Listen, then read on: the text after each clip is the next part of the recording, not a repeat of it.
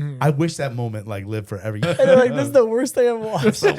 Why don't you have a board sponsor? A video of me walking, like going through an airport is the most viral video. Seriously, never seen a Star Wars? Your throttle is your friend. You know what? Cut this short. Get him out of here. This pod is done. 5, 4, 3, 2, 1. Bonifay Banter Podcast. Ladies and gentlemen, episode 26, I believe it is, and Thomas Herman in the studio tonight.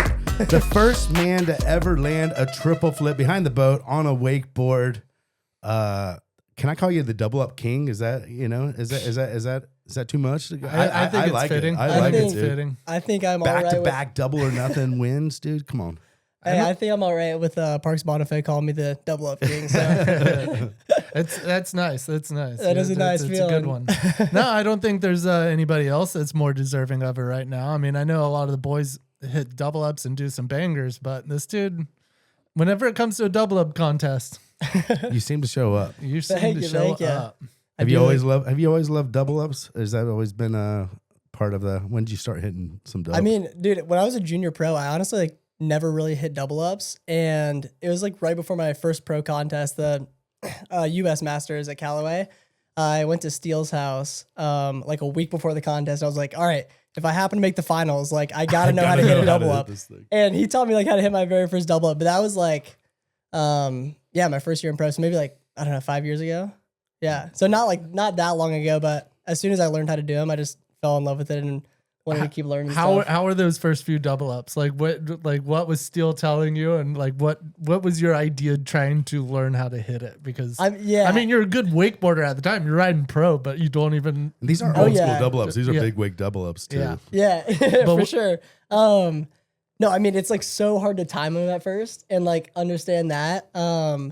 And I think like the first couple I just like kind of carved in and just did like a wake to wake, and then I hit a couple pretty good, and then he was like, or I was like, all right, I'll do like a flip or something. He was like, yeah, just do like a tantrum.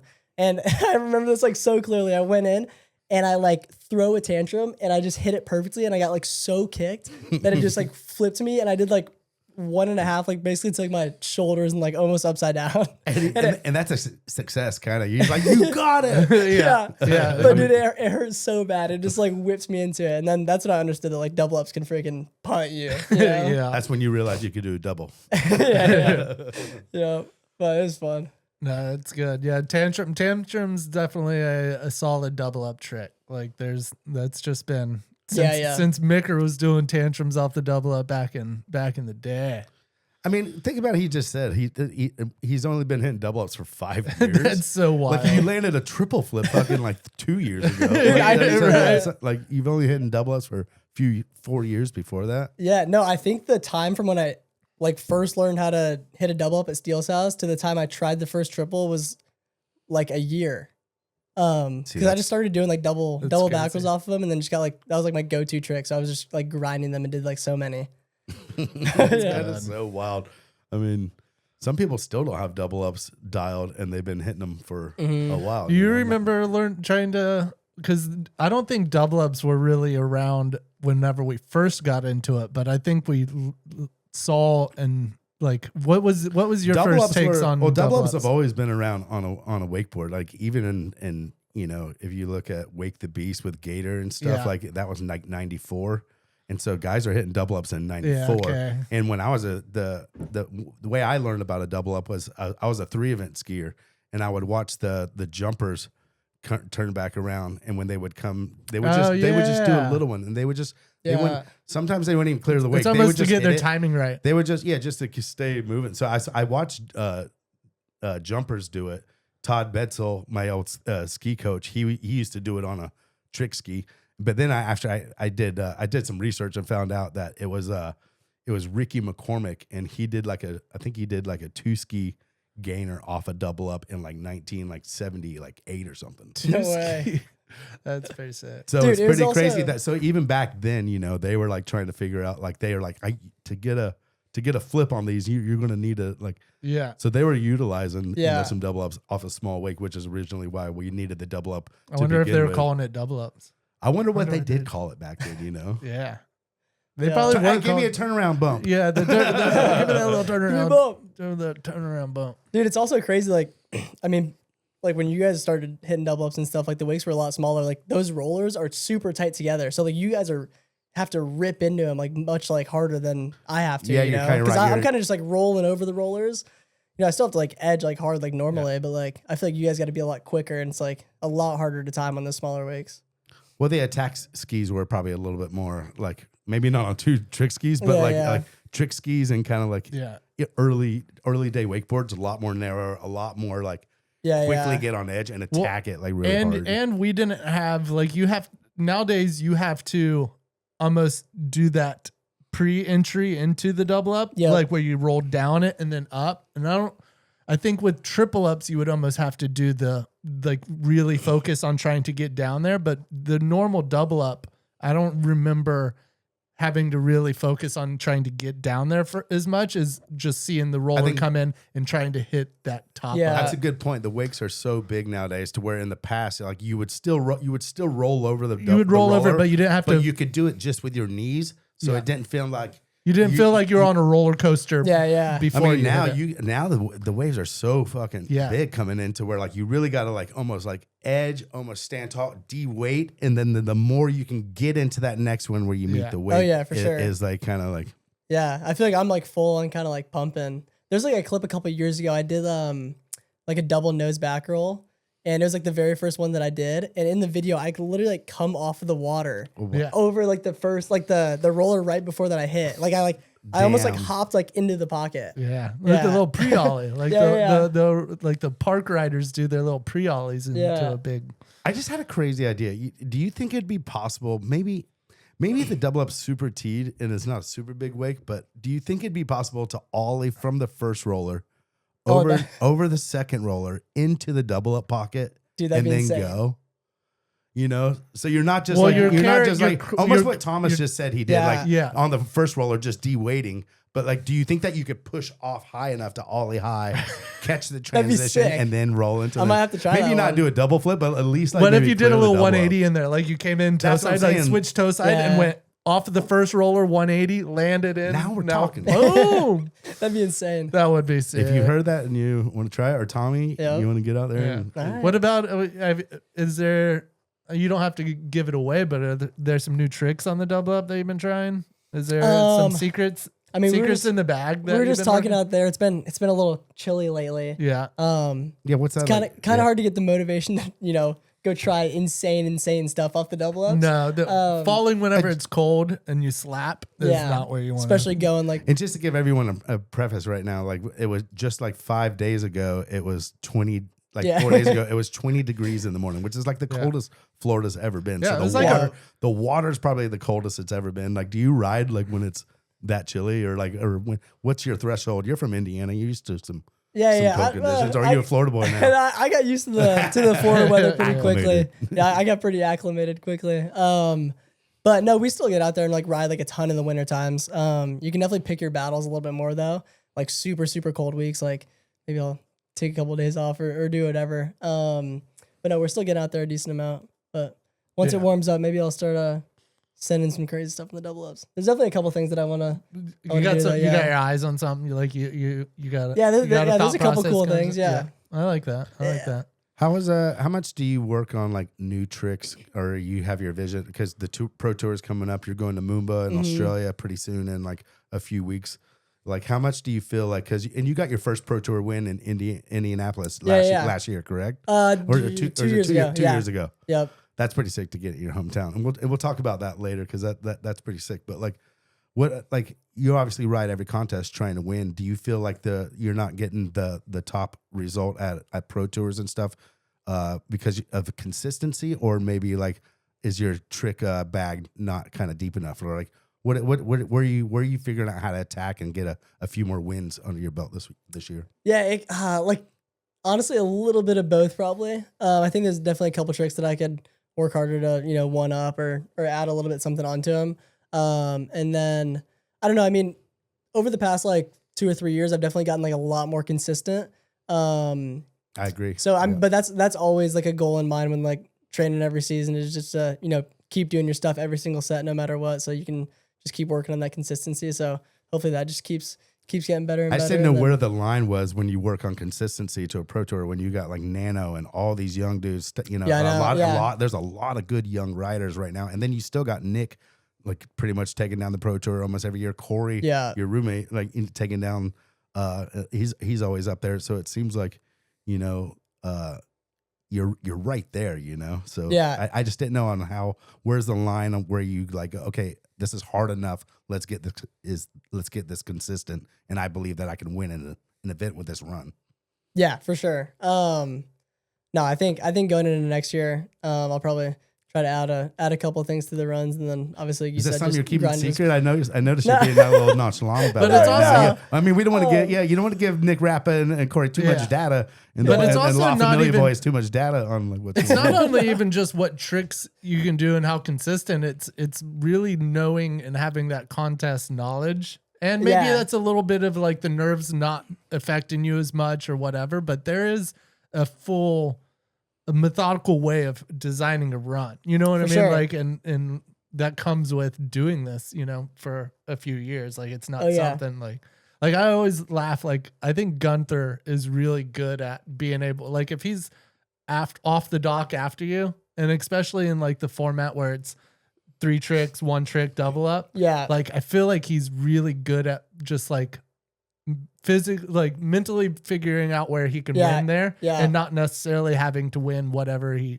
you know, and not trying something too crazy. He's like, okay, I can take him with this, or I can do that here. Like, I feel 100%. like he's pretty good with it. Like, I think there's a couple. And obviously, like Nick and Corey are the best same thing. at it, but there's definitely like a huge advantage to being like smart like that, and like kind of, I don't know, having an idea of like what the judges are going to think about certain things, or, you know, going, like you just said, if someone crashes in front of you, like, you know, you don't really have to go all out. Like, you might as well, you know, sometimes you do want to like play it a little safe just to move on, get to the next round and do what you got to do. And it's like that thing of like, if it's, let's say 5 tricks and they only get 4 in, and how hard those 4 were, but knowing that your 5 can beat their 4, but you might not have to give your hardest 5. It's like a weird chess game of kind of being like, I know I can take them here and I'll win those 2 tricks.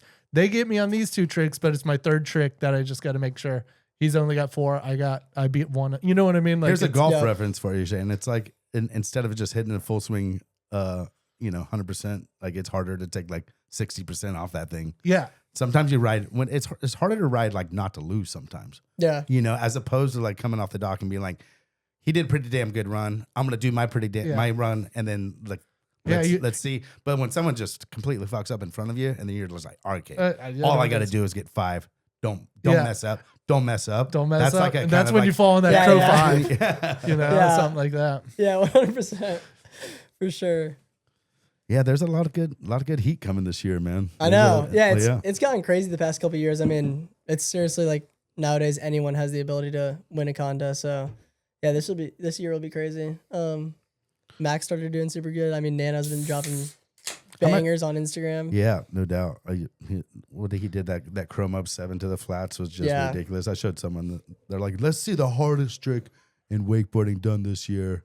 And I was like, all right, this is a pretty damn impressive clip. Oh yeah. I've always had the theory, and it goes in every nice portion. Thank you. Every few years it does this, where it's like the junior men finally step up and become contenders in the pro level, but it goes on hiatus for like 2 or 3 years, you know, and then out of nowhere, 3 or 4 junior men come up and they're all like now right there in contention. And it happens. It has this little wave of, this new generation, they're coming. And I think it's happening this year where it's like a lot of these younger kids are like really starting to start firing. Like every year, a few of them move up to pro, but every 3 or 4 years, there's just an onslaught of junior men's that just come in and you're like, fuck, there's a whole new grip of riders coming at us. Yeah. It's like when like Corey and Harley, like when they first like stepped up to pro, they were like, 15, 16 years old, and they like instantly go into having like crazy contest results. But like I feel like that didn't happen for like a long time. Yeah, it goes on up until now there's so many young kids that like have the ability. So I mean, I remember there's been times that I've watched junior men riders go, if they just did a run that would have got on the podium in pro. Yeah, and they're in junior men. So next year that's like deadly. You know what I mean? Like you've seen. For sure. I think it was even like that Bob Sovin era, or like maybe Raph or something Yeah. like those guys were like in junior men's and like they're just dropping just as many hammers as the pros, and you're like, thank God they're not riding pro this year. Like, Yeah. Yeah, the junior men's always like you could always see who was. they come like, up kinda and then like they almost like sandbag in sandbag, junior yeah. men's to like win and get the full season done, and then they're like, okay, now I'm gunning. Mm. How much do you like? Are you trying to take your tricks a little bit bigger out into the flats? Maybe a little bit on. I noticed like Nick does this, and I think it weighs on the judges like kind of good. Like in the quarters and semis, he'll kind of keep it wake to wake, still doing gnarly shit. A lot of his bangers, but then in the finals, he squeezes the throttle just a little bit, man. Oh wow! And I feel like that really, for the judge to see that the first time. Now they're starting to see it because he just started doing it last week or last year at a few contests. But no, I know. I think I think he knows that like. And just to give the judges a little bit more. They're just like, sure. hey, here, I know you liked it, but here's a little bit better. And he goes just that little bit bigger, and it makes the run look that much better. Oh, yeah. I mean, it's crazy impressive as well. Like there's a couple contests where I did, not every single contest, but I'll do like double back roll to like the flats. Yeah, like, I've seen that. Like yeah. first trick of the run. And I think that definitely adds like just like an impression, especially being like very That's first a big trick. one too. For a double back roll to the flats, first trick out the gates too. Yeah. I think it's a pretty cool way to like start a run and stuff. But yeah, just like you were saying, I don't know. It's like doing tricks to the flats is like definitely a lot more difficult. So yeah, adding that in like a finals run is definitely super impressive to the judges. Yeah. Man, I can't believe you, dude. Let's talk about the triple flip a little bit, because how is it like the life after the triple flip? Like you're like, Dude, life after the triple. No, but like for a while, like is that all people talked about? Like for like imagine like a lot. Like is that was how? Oh, I mean, yeah. I'm like when was? I mean, that was almost like 2 years out. That was 2023. Correct? Yeah. It's Yeah, pretty a similar little to after whenever 2 I years. invented the Tootsie Roll. It like life changed. Life People changed. were Yeah, like, shaped by a "Dude, PT Cruiser." No, but I mean, honestly, like I feel like it just like established like my career like a lot more. Like I finally had something like to my name, That and will like live forever. Yeah, kind of like known for something, So I feel like it just like helped establish me like in the industry and stuff. But no, it's sick. I like, still can't believe it sometimes. Like sometimes I'll like see the video or like I'll be like editing a video and that's like one of like the clips in there, and I just like watch it and like it doesn't even look real. I'm like I can't believe I freaking It did was that. almost like a dream. Like, Yeah, no, dude, seriously. Seriously, when I tell people this, like people ask me like, "What's the craziest like thing?" And when like just not like on a physical attribute, like that was amazing to do that you could actually pull that off. But that moment at Double or Nothing, and dude, like it was seriously the craziest moment in water sports that I think has like ever happened. It was It's definitely Yeah. that I've witnessed, and I can't imagine something on a like. Maybe maybe running 41 off first time. Maybe Freddie jumping 315. But like I'm just saying a couple to like throw it out there. But like, there's not much like at that moment that like gives me goosebumps talking about. But this shit just like when you stuck it, it was absolute bonkers, dude. Yeah, it was just thank you. pandemonium, dude. Hey, I lost my voice in about a minute. I think how it happened, where it happened, and what you did were like that's what I'm saying is like the triple flip at Double or Nothing in this event where the whole idea is to push the it all culminated so crazy, and everybody was there to witness it. It's like if you would have done the triple flip and everybody, you almost would still remember. If you did it at home, we would all still remember. Everyone jumps you out would of the remember boat. Yeah, it would have the been visual shut down of your section. Yeah, but that's nothing compared to doing it at an event where you know you had Travis drive and you had all of these things come together. It was crazy. It was crazy, and like everybody will remember that and be like, dude, that's like, and it's like an ideal finish. Yeah, you know what I mean? Like it's like, and that's why I designed the event. It was just about like no sandbagging, no second place. Go for the hardest trick ever that you can do personally, or the hardest trick ever in wakeboarding. And we've been doing it since 2004. Yeah, so to finally get that result, and we've had hill nines, we've had some good tricks landed. Mobe 720 by Harley. There's been some bangers, some NBDs, but this one just like really, when it happened, I was just like, I think I was telling Hayes or Phil, I was like, that was it. Like that was sick. that was a reason why it. That's awesome. If it never happened, and you won it the next year again, Yeah. but like if it never happens again, I get that's why that if it exists for that moment. Yeah. Dude, it's crazy.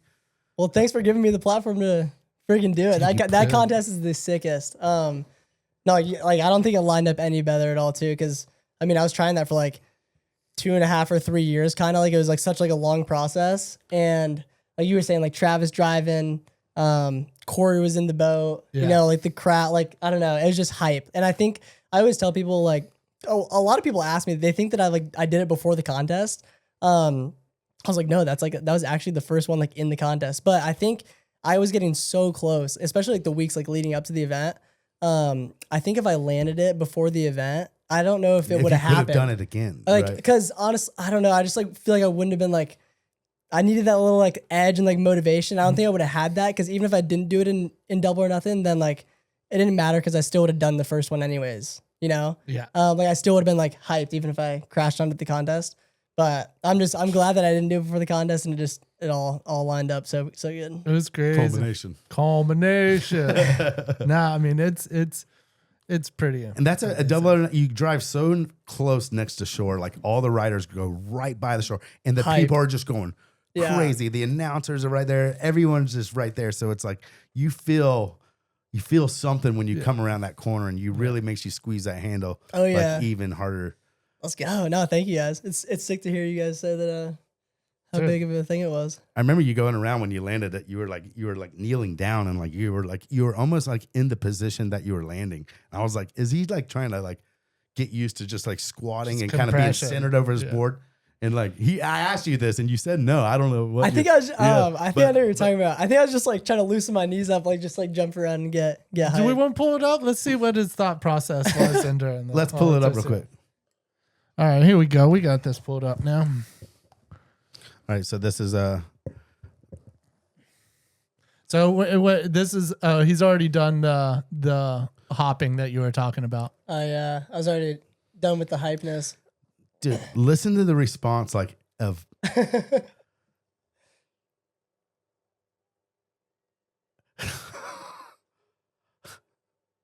oh my god. Gunther's freaking out. I'm telling you, dude, like it was batshit crazy. Parks is in the cab. Let's go. That's Corey in the water. Dude, I think I yelled like for a minute straight. Oh yeah. Ah!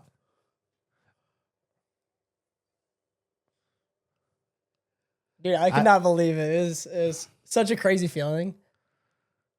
You want to keep going? Oh, sorry. You can keep going and like what I mean, we can talk about it because I don't know if we can show the audio. We might get flagged for it because this is I can pull the yeah. pretty fucked up. I'm getting flagged from my event. Yeah. Yeah. Yeah. No, I mean we can even talk over this right here. Hey, pause. At what point did you like really like think that it was going like this is the one? Dude, was it off the top or was it kind of like?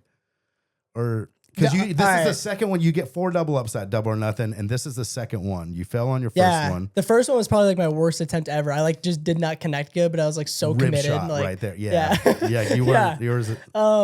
But I think there's like Look how big there's like a couple things with the triple flip is like sometimes I would get kicked so hard that I would just like it would almost rotate me slower.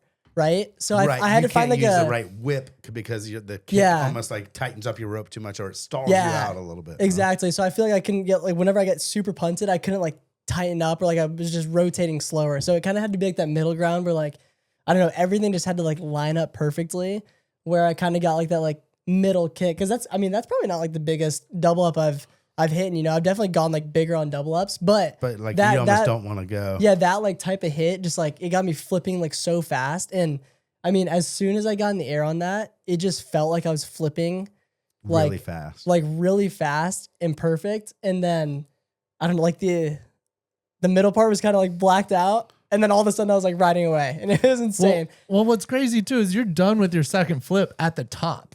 Like you can see like. Can you click through it? Yeah, maybe. Oh, yeah. Maybe not. I think it'll. Oh yeah, here we go. So like, there's one. Yeah, and I'm like so tight there compared Like, to like some other videos. I guess but still, this is 2, and you're still almost at peak height. Like, yeah, Volume's getting turned up for this one. yeah, just starting to come down there. and it's just I wild. did. Like I the can't believe you fact that snuck that last one in this on one the way in down. right here. Yeah. So we're watching a replay of if you're listening, make sure you watch this on YouTube so you can kind of see what we're talking about. But this is the first ever triple flip behind a boat Yeah. at Double or Nothing, Red Bull Double or Nothing 2023. Yeah. Damn, you just disappear behind the Yeah. wing Well, completely. dude, I land like. You can press so hard. Oh yeah, I mean, look at this angle. You Like, really did. No, I mean, pull this out. is the angle. Should This move is the- of all. move the mouse. This is of all angles the best angle, I would say, because Yes, sir. this is my angle right here. This Oh is yeah, me. Shane, you shot this. I that shot shot. this. Shot This is mine. Shot by like Shane. this. This is mine here, but this is. Look at BT's drone too. But yeah, I land. You'll see Get that like. drone out of my shot, BT.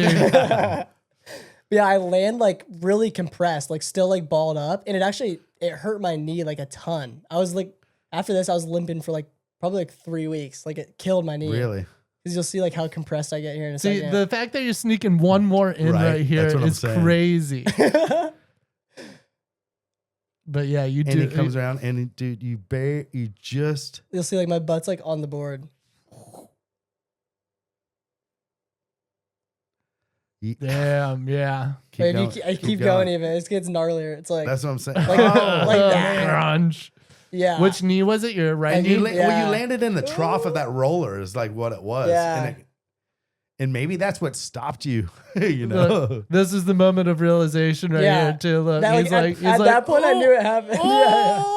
Oh, What if you fell right there? So mad. oh, dude, that's good. Dude, Yeah. well, And then they congrats, tell you dude. at Yeah. Double or Nothing in the riders meeting, they're like, all right, and then if you land a trick, like once you like land it, drop the rope, the and then handle, the jet yeah. ski will come get you. I was riding away. I was like, I'm not letting go of this rope. Dude, I you was should've like, I'm took the riding this whip thing. back. Yeah, I was like, I'm riding the this whip thing. right back to shore, dude. Yeah, it was so funny. Thanks for following the rules, though. Oh. I love that, that Corey. that was cool. And even, being in the boat and watching, like I wasn't that impressed, but everybody in the boat was getting up and like going, no, I'm just joking. But like, no, having Corey and Travis there and just them, Yeah. immediately Travis off the throttle, Corey's jumping in the water. Like it just erupted. It was a great moment to be Let's part go. of. Thank you. Yeah. Dude, thank you guys for being a part of it. Ah, We were all witnesses. Oh. yeah. Well, let's get into I wanted to, since we're You still got on a double something? ups, I wanted to talk about your bro stock. Good call, Shane. The event last year was Yeah. was crazy. And it has something to do with the triple flip too. But Yeah. mostly what I loved is are you the last rider? Or are you second to last? No, yeah, the last ride of the like entire day. Last rider of the well, entire let's set it day. up. Make sure we set it up for everyone like listening right now. Like Yeah. I was doing the live stream, Shane's video, and Thomas, you're riding your last off the dock at Brostock. You've had 2 tricks that get you in your top seed, and Luca, who won the event, has already went. You know what he did, and you know what you have to do Yeah. to kind of take down this event. So it's like, I mean, So, yeah. Yeah. I'll even set it up a little to bit. set it up. Yeah, so Luke has already made the back 10, and Tyler has already done a KGB, A double KGB. Yeah, KGB. double KGB. And you go off the dock and you're going for a double KGB again. Yeah. But like, cause Tyler's didn't stick it perfectly clean. Yeah, I think because I think we got 3 hits, right? Yeah. I think I went off my first double up. I did a double KGB. I kind of slipped the grab a little bit. Yeah. And then it put me in 3rd place. Luca tied me, and then I was like, all right, I can do the double KGB, way cleaner than that. So I go and Because you know it still had value because Tyler was still ahead of you doing the same trick. So you know that if you Yeah, did it yeah. better, you could possibly move up. So then I go around 2nd hit. But at this time, did you think if you made it the way you wanted to make it perfect, grabbed big, that it would be better than the 10? I could see the how it goes argument. both I could ways. see the argument, you know. Yeah, I can see how it goes both ways because I mean, back 10, honestly- technicality with the handle pass and everything, is definitely the handle passes are super hard. I'm not we're not knocking Lucas 10 here because No, but I not at do all. believe, and I know what you're saying is like I think after the first double up, when the boat came around, you're talking with the judges because I'm in there with them, and they're like, you're in third, and if it was cleaner, I could see it going above Tyler, maybe even depending on how good it is. If it's massive and like bonkers. Wait, so the judges are giving him this kind of intel? Not necessarily, but they're letting him know his placement. Yeah, they And let you me know can my sort of placement. have this- I agree. You should know your placement. You know your placement, but you giving can you sort any of data see. to like go off the. But next one. they're probably like, you're in third, you missed the grab a little bit there, and then True. his gears go, okay, maybe if I get the grab good and I stick it big, that it'll put me above Tyler because Tyler's wasn't perfect, but it was and good. it could be a coin toss on Luca. on Lucas. Yeah, exactly. So so the second hit, I came back around and I did another double KGB that was like felt super big, super clean, and then I'm like kind of sitting in the water, and then like you So were you saying, like stick it- I don't know if I'm gonna go above Luca. I mean, yeah, back 10's insane. Ty also did a double KGB, so like we both did the same trick. Yeah. Yeah, I don't know. Which may have diluted it down, maybe. Yeah, in the that's what- judges, yeah, in that's- the that's what judges' I'm mind. saying. Yeah. So as you're sitting in the water, getting ready to try your second one, you know, do you think that you're gonna spin? You only get 3 double ups. Are you gonna spin this on the double KGB, trying to do it Yeah, proper? so, yeah, and then possibly doing the same. You know, knowing that it's diluted from Ty. Yeah. You know, maybe Well, that's what I did in the second one. I came back around, did another double KGB that was definitely a lot better, and then I was sitting in the water, and then they eventually told me that I was sitting in second place, so I just went like right above Ty, but still below Luca, and I was like, all right, that was the best double KGB I probably could have done, even if I do one like bigger somehow. They're not gonna put me above Luca. Yeah, but then there's also the argument, like, and you maybe not have made it, but a double KGB 5, like, because the way Yeah. you're doing it, you just made 2 in a row. Yeah. Like, it's not impossible to think that you could sneak another. Yep. And I was Oh. doing the Man, live stream. Me and Lex were talking Yeah. about this. I was like, you know, he's sitting in the water with one more double up. He did this trick as good as he could do.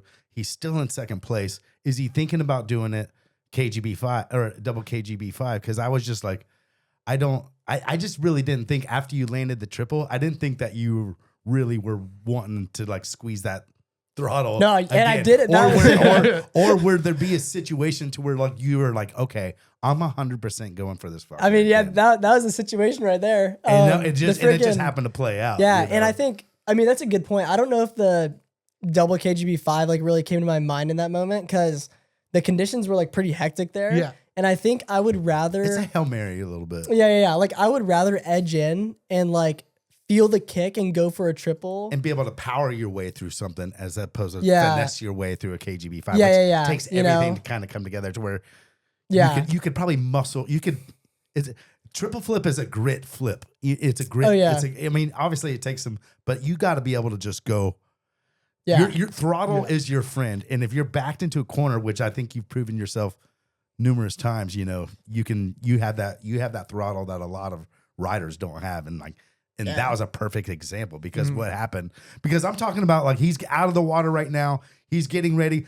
Double KGB 5. Can he possibly do it? And then all of a sudden, Well, this is what I loved too, is while it the was the boat's reveal. turning around. It was the reveal. Once of the this. boat starts turning around, we We're like, realize, he's not wrapped up. People in the boat, the judges are like, he's not rapping. He's not rapping. I was He's talking on going the for mic. it. Too. Yeah. I was like, Lex, he's not wrapped up right now. That's so This funny. means one thing. We're going triple flipping right now. So the buildup of like a bro stuff, that's why I feel like that win that Luca had and just that contest in general was like really And it I was think so insane. you came so close on that triple too. Like, Yeah, I honestly, think I that was didn't get like a perfect kick. Like if I got That's what like I'm a little saying. more kick, bruh. Bruh. But yeah, you didn't I really was- get that good of a kick. You came out a little early, but like you were tight and you knew you didn't have the kick, and you were just like you were gripping and fucking ripping. yeah, dude. dude. And you It's you like- got back to your board. I was like, oh, he almost made that. Dude. If you would have made that over Luca,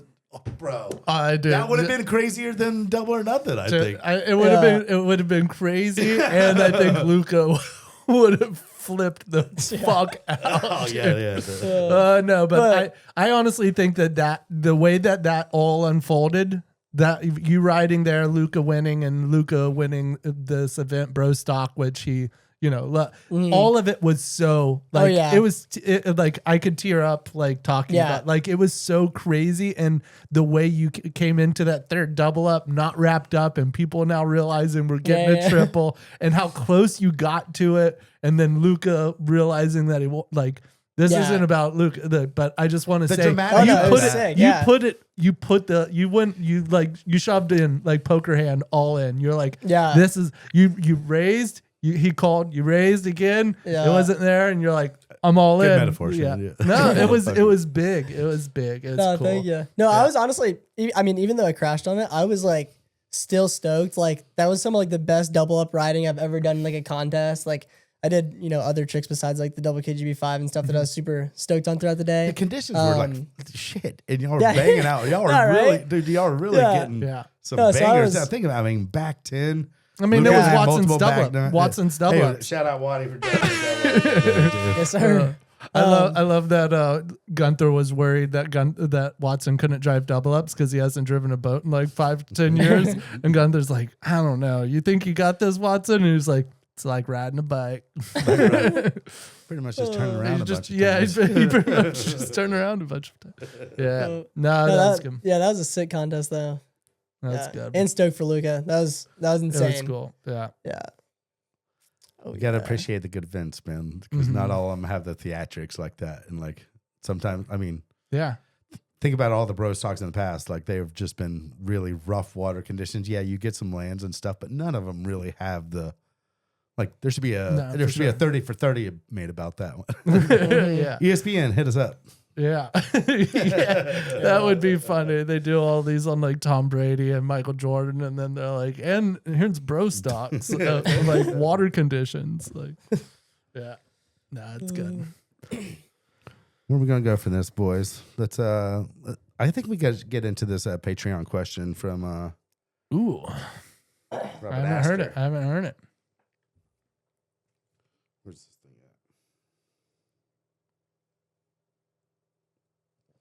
at? This is from Robert Asher. He, wakeboard collector, probably has the sickest wakeboard collection of all wakeboard collections. But he's got a Patreon question, and thank you for all the Patreon members out there giving us support, giving us a reason to do this thing. And well, here you go, Thomas. All right. Starts off a little harsh, but it's not really that harsh. I'll try to change the tone of it. Why don't you have a board sponsor? No. Why don't you have a board sponsor? You seem like the most profitable guy on the tour. Not on tour, but profitable guy in the tour as promotional figure. Winning double or nothing twice in a row doesn't go unseen, especially doing NBDs as well. Are you waiting for a certain price point, or are you waiting for the stars align? He's just curious. Loves your work. Dude, fire question, because it freaking beats me, dude.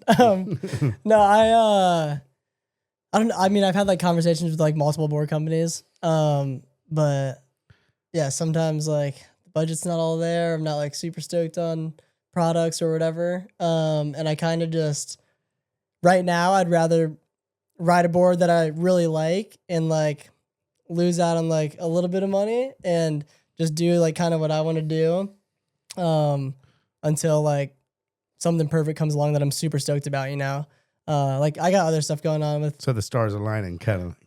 Well, yeah. I mean, I think it is crazy. I don't think that there's been a rider of your talent, your stature that has gone unsponsored with a board company for this long and just sort of been like, I'm doing good.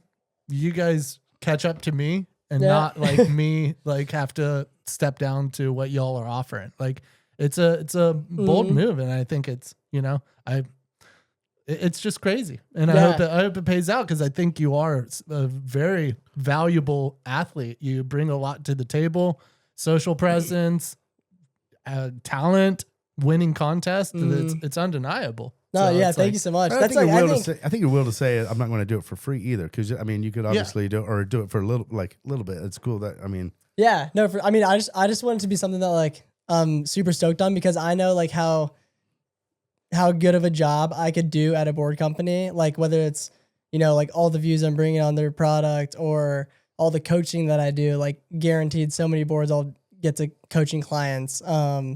You know, all that sort of stuff. So I just want to be feet in the boots. Yeah. Yeah. I don't know. I think there's just like a lot of different ways that I'd be really good at getting product out there and stuff. So I believe so too. I agree, man. Yeah. I mean, but it's honestly like right now I think it's kind of fun to paint the boards and like do fun stuff with them. It's kind of cool to be able to. I mean, Parks went through his phase of painting boards up. He rode the banana for a little bit. I did it. Yeah, I had 2 boards. Yeah, Ron, when we filmed 12 Honkies, he made me a navy blue board and then a yellow board, and just had Bonifay on the bottom. Yeah, I know. I was just gonna ask you that, because there was how many years was it that? It was probably like a year and a half, almost 2 years, I think, in between, kind of like when I was riding for Free Motion, and then when I signed with Hyperlight. Yeah. Okay. Yeah. But it just happened to be when we were filming like 12 Honkies. Yeah. And kind of like one of the biggest. Like, the most career. Pinnacle part of your like career. Only to promote myself. Yeah. Well, Bonifay boards, you know, there was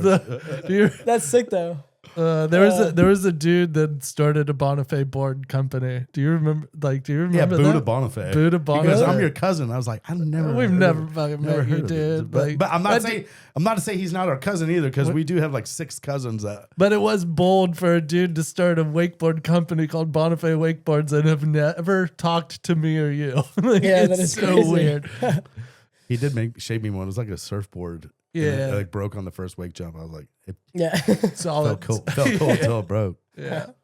That's funny. Bonifay boards. No, but I agree, man. Your energy is just like, you know, it's infectious, dude. Like you're so fun to be around. You're like, you're so good with like the groms and like coaching and going out. I see like, thank you. You know, and I think that there should be a lot of value towards, and I know, I mean, and I'll go on record right now when Ronix like wouldn't like come through of whatever y'all were going to agree on. Like I was not about it. I was like, and it's not. I wish it was my decision, because if it was mine, I would have like loved to have you on Ronix, because I love how much like you rode Ronix your entire life. I remember seeing you as a grom and all these pictures, like, you know. Yeah. So, no, for sure. No, I totally understand like where board companies are at and stuff like that. And a lot of people like a lot of them already have their big teams established and like have so many people on the team. And it's hard to get like a little extra budget nowadays, which totally understand. But no, like you just said, like I talked to so many people at Ronix that are like, still, super cool with me. Like I still love everybody. Just because you stopped, you know, we love us some Thomas.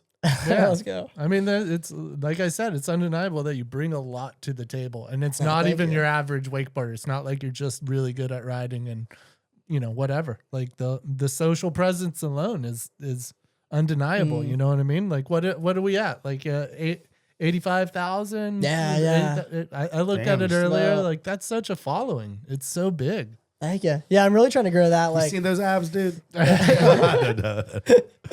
Is that kind of why like maybe you focused on like social media and kind of like took that kind of like next gear and like leap and really, because that shit takes a lot of time. Oh, it's on all platforms. So it's like do you feel like after like the board sponsor kind of thing, after the triple flip and then kind of being in the situation, you were like, you know what, I'm gonna take this upon myself and maybe bring worth and kind of build my brand as it sounds like bad to say, but I mean, just like, you know, are you just going to focus on that and really just build your following and kind of, and be, you know, you're super related like to your fans and stuff. I feel like almost like a Murray kind of like they love you. Yeah. No. So. Yeah. Thank you. I think it was like pretty much like right after the triple and stuff. That's when I kind of started like grinding the social media stuff more, which I've always loved making videos since I was like 14 years old and stuff.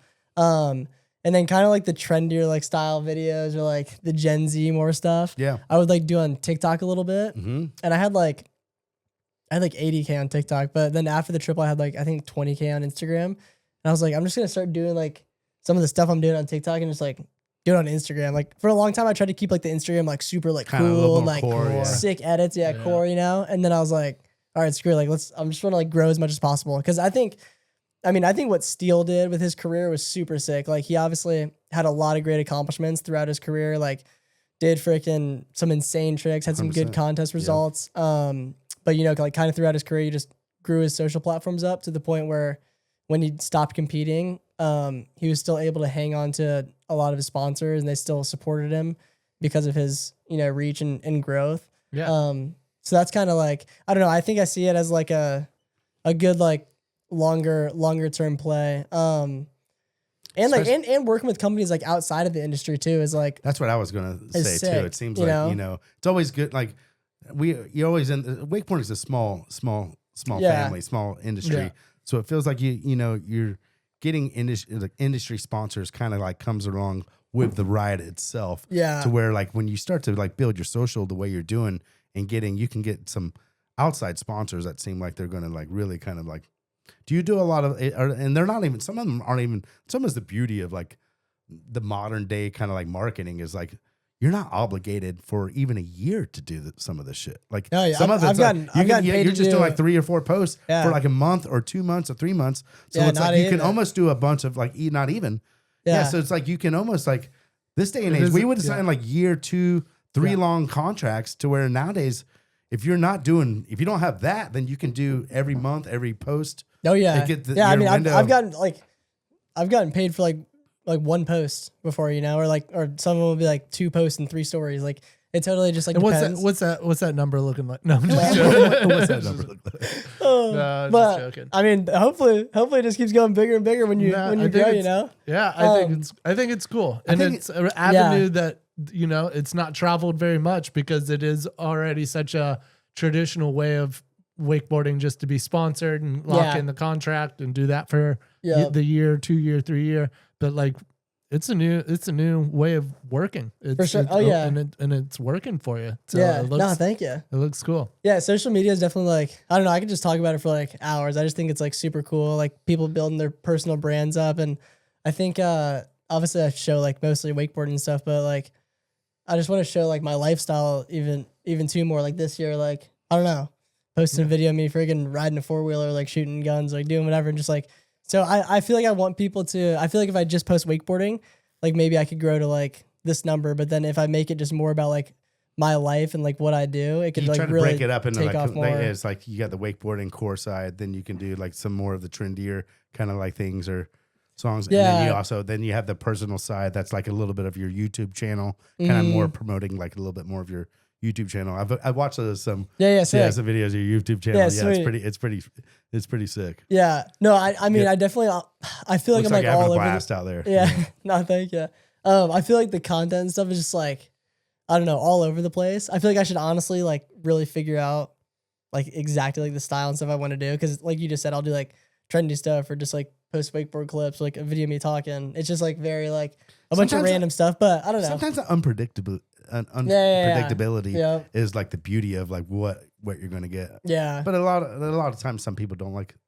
They like to know what they're tuning in for. Yeah, yeah. Have you ever thought about making like a fictional story about like how Jack Dawson lives on after? Dude, that was insane.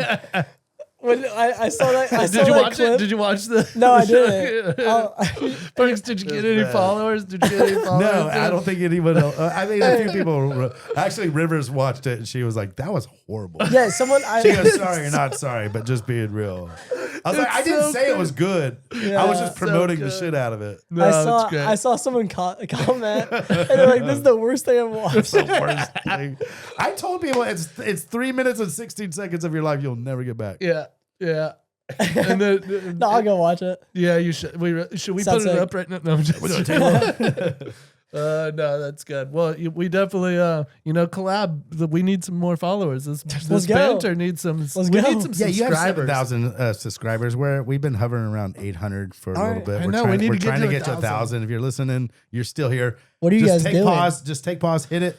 And just subscribe. It's easy to do. It's like 2 buttons. Yeah, and it doesn't. YouTube even makes it like a little bit longer. You can like it's easy to hit. Yeah, and it does so much for us. We're grinding for it. I was at the boat show in Seattle. I was like, subscriber Bonifay. Let me borrow your phone real quick. Dude, if you guys aren't subscribing, you're blowing it. Yeah. No, it's like we're trying to get to that 1,000, so go ahead and smash that subscribe. Yeah, you got 7,200. How do you get up there, Doug? You got any tips for? Dude, are you guys posting like shorts? Like of the we've been doing some shorts, but just from That's our like- just from the I think most of like the YouTube stuff has come from like shorts, like not really like the actual like longer Right. videos. Yeah. Cause I had like I had like a couple of shorts do like pretty good. We Yeah. don't we don't do a lot of can you wakeboard on this type of video. You know what I mean? Like maybe we should get out there on the boat and do get ride. the fuck out of there, Shane. Look, Shane, have you ever done a point to the camera and be like, "Hey guys, thanks for anything about Bonifay Banter"? Shane, Shane's kind of bad at for being so good at media. Take You're my really core. bad. I'm so core. No, you're dude. not I'm fucking so core, core. dude. I'm so core. It'll take my core points off the board. People will be you like, might "This lose dude's selling out." Right? No, I'm just joking. Yeah, these old. Yeah. I'm throwing in my fucking plaid jet pilot jacket and burning it. Yeah, I got it. I got never an buying a audience, PT and they're Cruiser again. loyal. They're loyal. There's not very many of them, but they're loyal. Yeah. No, Now I mean, dude. I know, we You just might gotta you get might that. lose a few core points, but it's fine, bro. no, it's not. So from It's- shorts- I've been building my whole life on core points, dude. How much do you piggyback like all through like when you post vertical on reels? And then if you're listening out there trying to build your following, maybe this could be some tips from old T Herman right here. Do you like when you post a reel or a TikTok? Do you do the same through like YouTube Shorts, Reels, Instagram Reels, and TikTok? Or are they kind of like so I try to So, or have you some noticed people, some different? Yeah, some people say you could like do like a couple different things. Like you might want to edit like a video slightly different for like TikTok compared to Instagram. But honestly, I take the exact same video and I just put it up on Instagram, TikTok, and YouTube, and I just let it rip and do its thing. Like there might be like a little bit better of like a strategy for like, I don't know, people's attention spans on TikTok are shorter. Have you or seen whatever, some of the but- strategy people do? They're like, so we'll post like 4 videos. They'll all be slightly different. Yeah. And then we'll see which one has the best engagement. And then we'll take that one and we'll put it on a different count. Yeah. And I'm just like puking in my That's- mouth no, as I fucking hear this. And It's so, I'm just like, that's too much work. I feel like what I'm doing right now is just plenty of work already. yours is funny. What's the most views you've had from one of your Instagram reels? Or any platform? There's a Or video. obviously I TikTok think will a video of me walking, like going through an airport, is the most viral video, and it's like fucked up. I know, it's crazy, and I think it's like 30 to 40 million views, and it has like a million likes. I also have there's one wakeboard He video did that a has like a triple million flip likes. on a wakeboard, and then this is still. Yeah, the triple flip got like I don't even know, like maybe like 70,000 likes. Well, Red Bull probably stole all those likes. Yeah, those, but it's just yeah. bro, it's so random, you know. But there's a video where I do like a KGB5, and I did this like on purpose, but I like wanted to make it look like I was like falling hard, so I like sent it like to my back. I saw that. You fully got me on that. Yeah, and then I was too. like in the water, I was like, oh, like my back, and then like my buddy pulls me up on the platform, and then I like stand up, and then you like Do you the- shit. do the I twerk. started dancing. I was like, this man, you got me on that one. I was like, Like, I just, was, like, I pranking was like people? ready to comment like an old person. I was Yeah. like, no, you shouldn't be faking. You shouldn't be faking. I was Yeah. like, that was good though. But that one freaking ripped. I think that has like 1 million likes, which is insane. So at least that one's a wakeboard one. That one's pretty good because the reveal didn't happen to the end, so people stuck around. Yeah, Are you making like good money off of Instagram and TikTok? So all right, And which those- one are you doing? like better those on? 2 videos that went like insanely viral, maybe on one of those videos from the views on Instagram, I'd make like You don't even have to. no, like $150, $190. Not That's that's what I'm Really? saying. The views are like the views money is pretty trash. wow. That's why just like working on like growing your following and then like working with brands and stuff to like do like those videos Yeah. and all that Right. stuff is like that's where it's at. But also some people, like I have a buddy back home that's a tattoo artist, and they have a TikTok for their tattoo shop, and they'll go around and they'll like ask all the artists like, oh, like what's the craziest tattoo story you have, and they'll just like tell crazy stories. But all the videos are over a minute long. and and then on- you get Yeah, and- views per second, Yeah, or on- like however long per on minute. TikTok it's pretty good where if the videos are over a minute long, you can get paid per like 1,000 views. So I think he's had like some like pretty freaking good months. Damn. But it's like it's so hard for like us to make videos over a minute long, you know? Right. It's so hard to make a it whole different. Yeah. Yeah. We It's make like, it- You're really filming and editing and kind of. yeah. We make a 3-hour long video every few Facts. weeks. So no, no, I'm Facts. just joking. If you only knew about social but- media, Shane, you could. Yeah.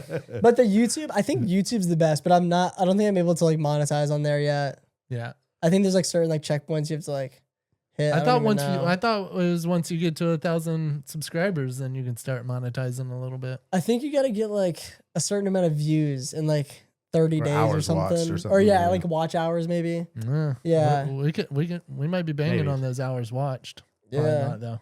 Maybe not. Probably. Come on, guys. Probably Come not. on. Subscribe. Rack 'em up, like, rack 'em comment. up. Let's get in Yeah. there. Let's do this. But I think it just depends on like the style of content that you do. Like Yeah. if you can make good money or not from like the views, you know? Do most I sponsors? can't really. Do most sponsors that come to you like within Instagram and want you to do like they'll pay you for like a couple posts or something? Do they give you a direction, or are you coming up with it on your own, or like how much creative freedom do you get like within these kind of paid for post kind of things? Yeah, it depends on the company. Like I've worked with companies that like I'll like tell them an idea and they're like, yeah, like freaking do whatever you want. Like we know it's gonna be sick. And then I've had other companies where like We need they you to basically read make this. you like literally like follow like a script, and it's like so Ugh. salesy and like so whack. Yeah. Is that where you read some stuff and some scripts and you're like, this is where I'm drawing the line? I mean sometimes yeah. I mean, just like, if that number's not too high, of course. yeah. No, I definitely like doing like a lot of like brand deals and like selling out like that can like definitely hurt like your personal brand. Like every time you like do something like that, like it definitely puts like a little less trust like in your following, unless it's like something super sick that like you're actually stoked about. So like that's why I always like to like try to work with companies that I don't know, like give you that like creative stuff. Like I did like a video for like a kayak company, and like I rode on the kayak as fast as I could behind the wakeboard boat, and like, you know, a fun thing, totally. you know? Yeah. Or like I like wake surfed it and like all this stuff. How much do you look for like not trying to repeat the same type of like or like an like MCD, thing? you know, if you had like some oil company, MCD oil company, like trying to reach out, or like, do you try to, how much do you look for longevity in some of these kind of like sponsors? Maybe even though the post is like short term, kind of like lived, seems like not flipping. I'm not going to name any names, but there's some people, not just in our industry, but like, you know, who go through a lot of sponsors and a lot of different like electric skateboards or a lot of different kind of like stuff, and like seems like you lose your value and your quality of content like once you do too much of that, you know? Yeah. Are you kind of aware of that as you're navigating through this kind of like Oh yeah, for new sure. age That's of like doing this shit? yeah. I mean, I think I kind of said it like a second ago too, but like, yeah, if you're just like working with like an insane amount of brands and stuff like all the time, and that's like all you're posting, like people are gonna get sick of it, you know? Right. Like it's like, yeah. But they're requiring like 3-4 posts in a couple months. Yeah, but the You I have feel to like post more to like dilute it a little bit. yeah, exactly. Yeah, which I'm lucky. Like I post like so much that like if I do like a one-off thing or whatever, like I feel like it blends It in really pretty well. does. And, like, I was going through a social trying to find some like YouTube or like some Yeah. thumbnail pictures, and I was just like, "Hey, Yeah. can you send me some portraits?" And I was like going through his Instagram. I was like, "Oh, Tommy's on. Tommy's on this shit. You got a bunch of stuff." But I think all like the long-term sponsors that I work with are all like super chill and like give me like a ton of like creative freedom to like really make videos that would like not come off as like super salesy and stuff, you know? Like and at your own pace and stuff. yeah, too, exactly. right? Yeah. So yeah, they're all chill. Love it. Let's take a little break real quick.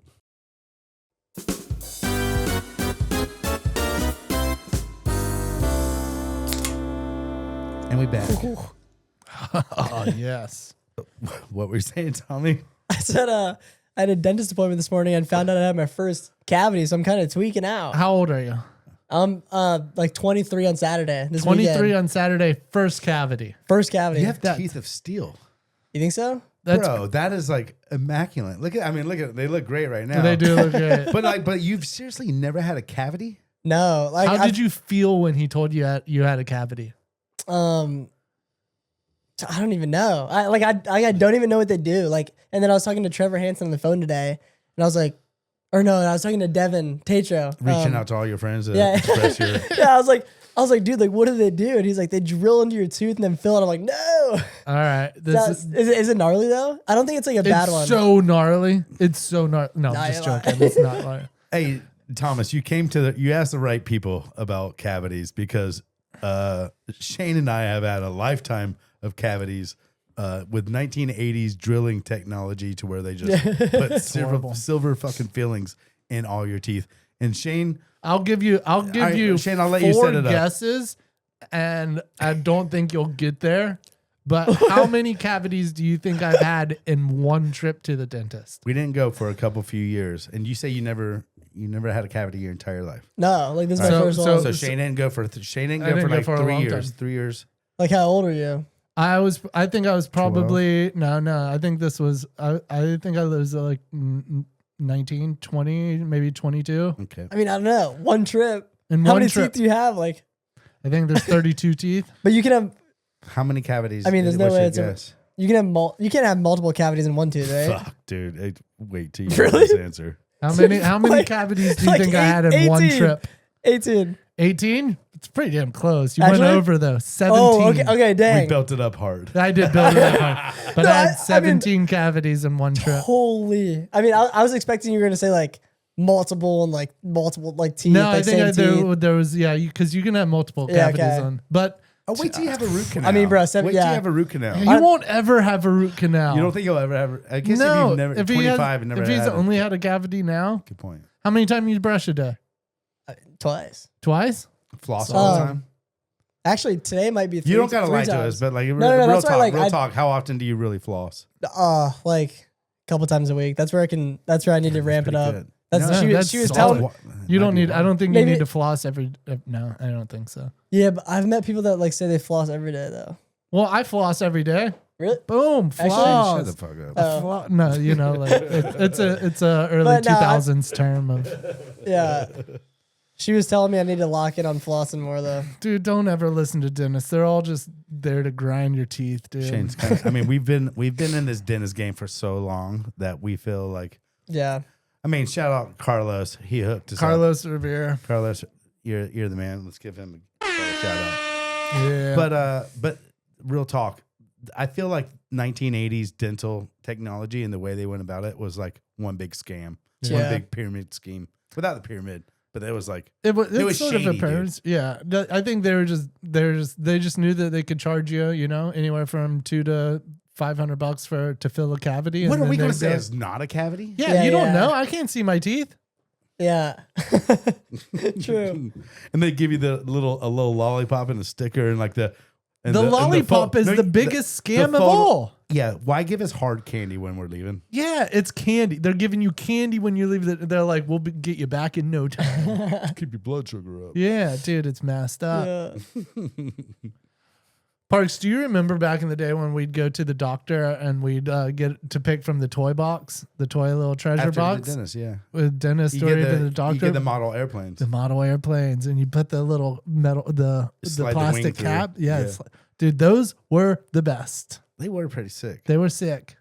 And we'd pick, we don't need to go into it, but. I always went with the sticky hand thing, The sticky hand thing is good. Yeah. Sticky hand thing's real good. But yeah, these ones were like styrofoam little planes that you'd slide the wing through. Then you put a tail on it, and then you put a little plastic cap on the nose to give it some weight. Yeah. And you could huck those. They would things. really glide good too. They would. Good headwind coming out. I remember one time I threw mine. We literally just left the dentist or the doctors or wherever we got them. And we went outside and I threw it and it went whoop, and it went up on the roof. Immediately, like first throw went up on the roof of the doctor's place, and it was just like, that's not the way you want to leave when you had 4 cavities. No, I was so mad. I was like, yeah. So keep in mind, Tommy, you're okay because like you have 1 cavity to fill. Yeah. And like and Shane's had a lot. 17's insane. I've had root canals. we've had multiple root canals. Dude. I probably had 3 or 4 root canals. Really? I gotta get a tooth pulled. It's like it's hard living as a Bonifay with your teeth because our addiction to candy, and we have marshmallow teeth. And our parents had a Coca-Cola machine in the porch. Oh, not just a Coca-Cola machine. This is a Dale Earnhardt. Dale Earnhardt Jr. Coca-Cola machine. Dale Earnhardt, regular Jr. Regular. I think it was the original. Yeah. Yeah, original Dale Earnhardt. Yeah. It was legit collector's item. We gave that away. You know what that thing's worth? That Coke machine's worth nowadays? So much. But I think it's worth like almost 10 grand. Dude, it was so gangster, and it was just Dale Earnhardt on our porch all day. Bonifay Ski School, baby. Yeah. Sick. Imagine if Mom still had that, and I could sell that so for sick. 10G. Would you still sell it? You just hang on to it. I'd probably sell it. I'd probably sell it. Yeah, I'd sell that thing. Good old Bonifay Ski School. It's all about coaching, baby. You do a little coaching yourself, huh? Yeah. Normally, I'll do like a little bit in Florida. Like people will come through Florida and hit me up. I don't have like a lot of consistent people that like live like around the Orlando area, but a lot of families like coming through, they'll hit me up and I'll take them out. Or so when they come through Orlando, they'll hit you up and you take them out on your own boat around here. Yeah, I'll take them out on my lake, my boat, and like show them my lake, which is pretty cool. And then I'll also do a lot of Lake Jessamine. Is that from the boarding school? Didn't you live out there for a little bit? With not live out there. I still lived on Jessamine, but out there. Travis offered me a job coaching out there. Yeah. Shout out. So I worked there. Yeah. And so you just stole a bunch of clients from him, and then now you're honestly, I don't know. Just joking. No. I don't know if I've ever stolen. Maybe I've stolen like one client, but I think I've asked him before if I was like, hey, this person wants me to like come like or go like to their house, like you care? And he's like, well played. Well, it's not. I don't think it's technically stealing a client if you coached them at the boarding school and then you're not there anymore, and they still want lessons from you. I think that's just moving ventures. You know what I mean? Like you just switch it. Like it's. I mean, it's not like you're going through his Rolodex and calling people that you haven't coached and being like, hey. Yeah. You want to come to my ski school instead of, but it's different. It's different. It's a gray area. It's got a vision of Tommy sneaking into the office and going through the Rolodex. Bro. Yeah. Like there's an old Rolodex still, not just a laptop that has everybody's name on it. No. Yeah. You know what a Rolodex is? I don't think he does. I don't think he does either. He looked at this photo of me and it says 2004 on it, and he said he was 1 year old. And I was like, that's 1 year old. We're old, dude. Yeah. No, but the boarding school is sick though. Travis is super sick. I coached out there for a while. And then is that what you kind of like learn from? I mean, learn from Travis maybe. Even when I started coaching out there, I did like a little coaching on my own. I think like when I grew up, I had like, close to like 10 plus years of like coaching for me, Yep. So I kind of like pretty easily am able to like take like what I've learned and heard like just from myself being coached and then be able to apply it.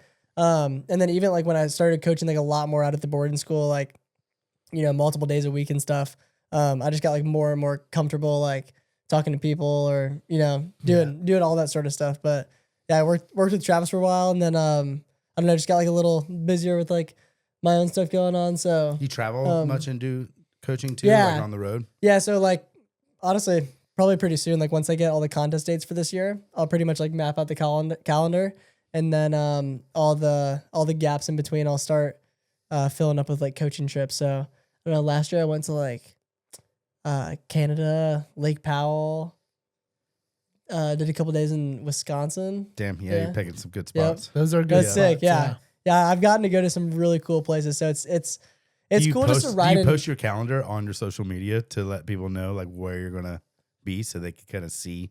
So maybe, or is it more kind of like sometimes, or I'll just say like open like days or whatever. I'm like, hey, like I have going like to be in the Northwest. Yeah, or sometimes I've done it a couple times where if we have a contest like we had a contest in Utah, for example. So I just posted, I was like, hey, I have a contest in Utah. Like, if you guys want lessons after, let me know. And then I ended up doing a day of lessons like right after the contest.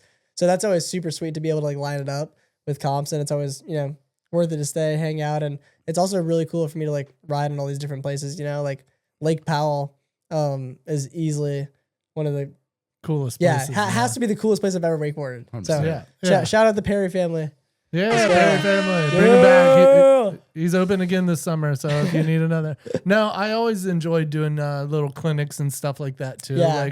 Like it's really cool, especially when it's just yourself and you're there for them to spend the day with, a group of people, family or whatever, and fully indulge in their like where you're going out on their boat, you're hanging with their kids, you're getting them all hyped up. There's always like a lot of fun. Better connection. Oh, yeah. And stuff. It's cool. Like instead of trying to, there's other ones where you can be like, oh, I'm here and I can go out on the boat and it's just, 8 different random people show up and it's still good. But those ones where you like are locked in with, the family or like, 2 or 3 families that are all in it together that were like, hey, I love those. I did a handful of like cable park clinics too, like going, and those are really cool because you get to go doubles with the kid and you're like, edge out here and hit this rail. Like you're there with them, and when they fall, you like drop and walk back with the kid, and you're like, it's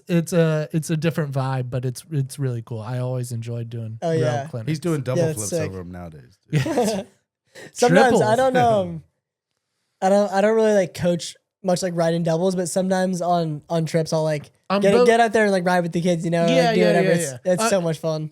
On boat clinics, you can go riding together and you'll do the railie or some flips over them and stuff. But the rail clinics is where it's nice because they'll be out riding and you're on the dock and you'll see something and you're like, put your boots on real quick and you're like, click me on with them, and you're like, boom, back out there, and you're like with this like 12 14-year-old, and you're like, hey, look, you're edging in too long, like come in later, do this, and you show them a few times, and you're like, now you go. And it's a fun one because there's no boat noise, you can talk while you're going through the corners and everything. Like it's different, it's a different vibe. And Shannon and I were both raised at a ski school, so like we were like raised by like coaches, and we like, and I think that like that's what makes you a really good coach is when you're a coach. You said you were coached by like 7 or 8 different coaches, So I feel like as you become older and you start to teach wakeboarding, like that's why I was watching some of your stuff. And it was like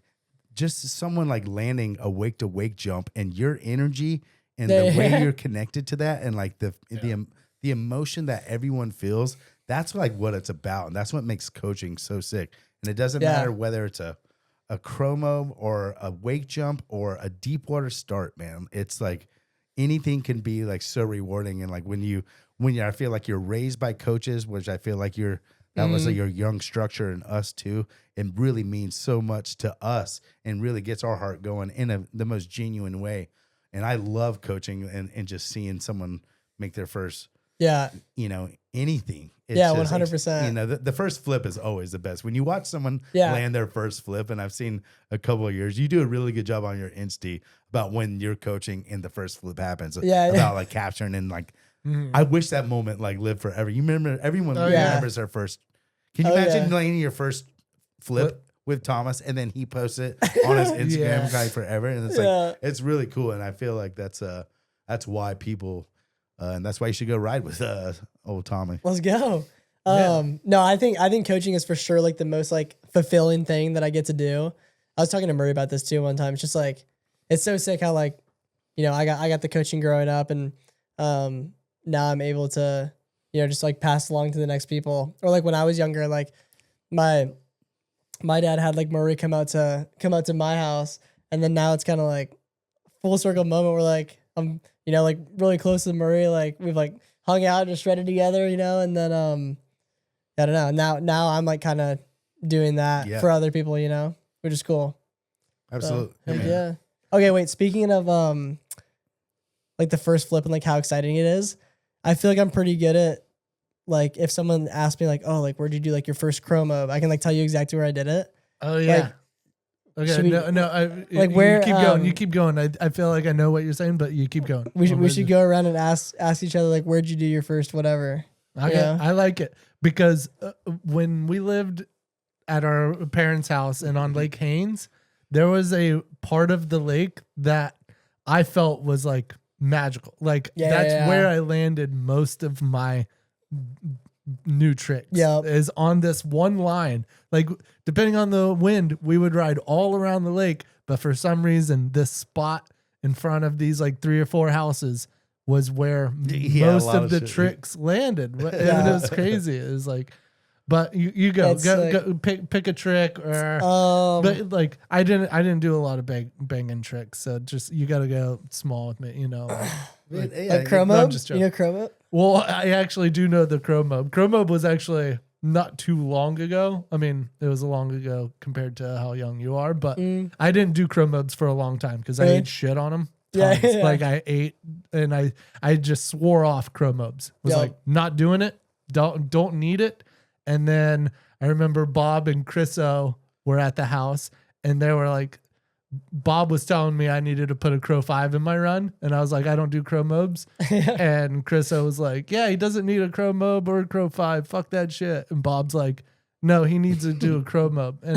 And I was like, you know what? I'll go out there and I'll make a crow mob and I'll make a crow 5, but then I'm never doing it again just to show you I can do it, but I don't need it. And literally went out there that day, stuck my first crow mob, went right back across the way, crow 5, never did it again. Yeah. Retired that shit. Retired it. I was like, I never liked a crow mob. I never liked crow mobs or crow 5s because probably it was so much. Probably because I invented the crow mob. You were probably like, yeah, like, fuck in despite. Yeah. No, I just didn't like it because it was so much like a toe 7, and I was like, if I'm going to do that, I would rather do a toe 7 or a toe 9. Yeah. You know. Fair enough. Just That's a good never. argument. That's a good argument. I just never wanted to do crow mobs, but I do remember it was on Clear Lake over That's by sick. the rails. Yeah, that's super sick. Yeah. Yeah, you know, like over by the rails, like you can like think of like this exact spot, you know? Yeah. What It's about cool. Rayleigh? Where's the first? Where'd you? Oh, on this place called Huntington Reservoir. Like, it's like probably like 40 minutes away from like where I was from in Indiana. Yeah. There's this little reservoir that my dad and I would like drop the boat into sometimes, just like go shred after school and stuff. Yeah. I'm pretty sure sometimes like the first Rayleighs I did were kind of like wimpy. Oh. Did you so you leaked Donkey into it a kicked little bit? Kinda, yeah. Like, you went like a little bit, little bit. I feel like it took like. I feel like that's why I went wrong. I think I went full board and then figured out how to get it down. Yeah. You were doing. No, but it's better. It's like the more you let it out, the easier it kind of comes down. So like You would think. the wimpy ones were like a little scary at first, and then I finally like, let some more go. But I think it was definitely like, at that reservoir. Yeah. I think my first few Rayleighs I didn't want to learn it because I remember I'd go full Rayleigh and then I think I pitched the handle and just dove into the water. And I think I dove through the handle one time. Ooh. Not like far, but like enough that I was like, oh, that thing's scary. Yeah. Just didn't want it. Parks worked on a Rayleigh for a long time. Took me a while. It took me, I think, like 6 months to really. learn Rayleigh. Yeah. You were doing Rayleighs. You would take your feet out of the boots, and kick off the board. I could do them if I stood on top of my boots and then like flicked it out, and then I could do it and like get it back down. But like I would just like when I did it with my board on, I would just like not trust it, and I think I would keep my arms. You kept on. I would just toe edge it, dude. Do you remember? Do you remember we what? went to the cable down in South Florida? Sean Moore actually sent me a clip of me just jumping off, just coming around the corner, standing on a knee board, and just jumping off when the tension hit. Yeah, almost like how an Indian rope would like kind of hit you, and just jumping up and doing Rayleighs. But do you remember the tip that helped you do it? That helped you figure it out? No, I do. What? Try to break the handle over your knee. Oh yeah. Oh, bringing it down. Instead of bringing it, because Parks would do this and then try to bring it in. I think that's where you got stuck. But the thing was, you got to go out and then try to pull it, and then you got to pull it down. And I think it was somebody told you just try to break that handle over your knee, and you. Well, you know what I think it was is that I went up into it with my arms bent, and then from here you have nowhere to go. So you need to stretch it out and bounce it back. What about Whirlybird? Do you remember that one? Okay. I don't know about regular Whirlybird, but I used to do switch Whirlybirds in like my boys run. Oh damn! And switch Whirly is nuts. There was a trip. Yeah, there was a trip that we did. Chad Lowe was coaching. Shout out Chad Lowe at the Browns in Kentucky. Yeah. So we had like a little camp out there, and Chad came and coached us. But there was like a set where I learned pretty much like every invert I could do, like switch. I did like switch tantrum, switch like toe back roll, switch front roll or whatever, and then like scarecrow, like switch scarecrow, toe roll to revert. So you just checked off all these. Basically, yeah. Prodigy. And then this is like a week long. Yeah, this is like a week long camp. But I just basically took like so many tricks and I learned them switch. And in one set, I learned switch tantrum, and then I did switch tantrum to blind, and then I did switch whirly. Whoa. That's pretty wild. That's pretty sick, badass, dude. Yeah. It was pretty sick. Little Tommy the protege, dude. But that's where the switch one was. I remember Eric Ruck came down to the ski school and he was there and literally learned so many tricks within the week that he was there. Yeah. That it was like undeniable that he was basically going pro. Like, because there wasn't a lot of, kids.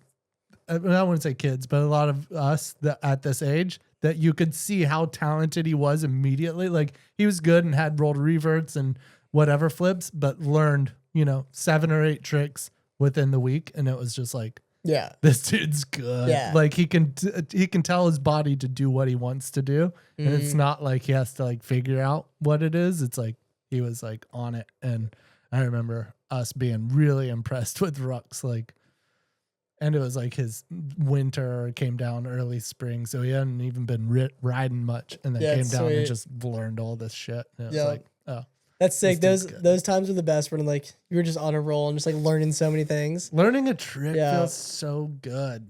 Laying it for the first Sick. time. Yeah. So I honestly, it's what I miss, I think, most about wakeboarding. Like I miss, that vibe of all the boys being out on the boat and having fun, but I can still be involved with that. Yeah. Like, but that feeling of like thinking of the trick, going out, crashing on it a bunch, and then making it, you're like, yeah, succeed. Yeah, like unbeatable. Like that, like the feeling of that success of being like, I just fucking did it and I figured it out. And then you can do it. If you can do a trick, you learn it and then you can do it right afterwards. It's you're done. You've got it. You've got it dialed. Like, yeah. Those are good feelings. It's what it's all about. It is what it's all about. Especially in the early days when you're trying to figure out a trick that's never been done and you got to name it. Yeah. Yeah. That was one time I was trying to, this is before Blind Pete's, but I was trying to figure out, I wanted to get to a Blind Pete. Yeah. But I was like, okay, I got to go toe roll to blind first. And like worked that whole set and made a toe roll to blind. Yeah. Was super stoked. And I was like, okay, now we can get to that one. Cause I actually wanted to call it a Babe Ruth. Too. Okay. Yeah. Babe Ruth, Pete Rose. Yep. Yeah. Also a candy. It was like a thing. I was like, yeah. I didn't think about that shit. No, so I wanted to do a Pete Rose, but called Babe Ruth. Learned to toe roll to blind. Called Parks later on that night and was like, hey, I just made a toe roll to blind. And he was like, oh, that's sick. I made it 2 days ago. And I was like, oh, you dick. Yeah.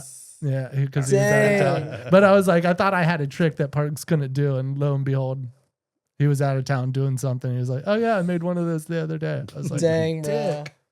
Good old days. You don't even know what trick is coming the next day. Yeah, you didn't know. That's fun. Who did the first Blind Pete? Danny. Oh yeah, okay. D-Block.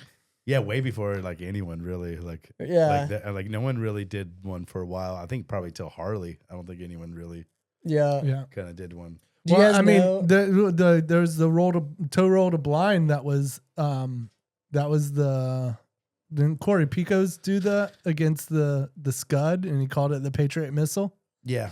Called it the Patriot Missile, toe roll to blind to take down the Scud. It's kind of like because a toe roll to blind is almost like how they do it on a trick ski. You know, they so they do it and then they land like super blind like that. So like that's what Corey Picos could like do that, and it was called the Patriot Missile. Yeah, it was coming to take down the Scud, which was Darren's nickname back in the day. So little history lesson. There we go. But then what was the? But nobody did it for a long time. What was the wrapped one called? G-spot. The G-spot. Yeah.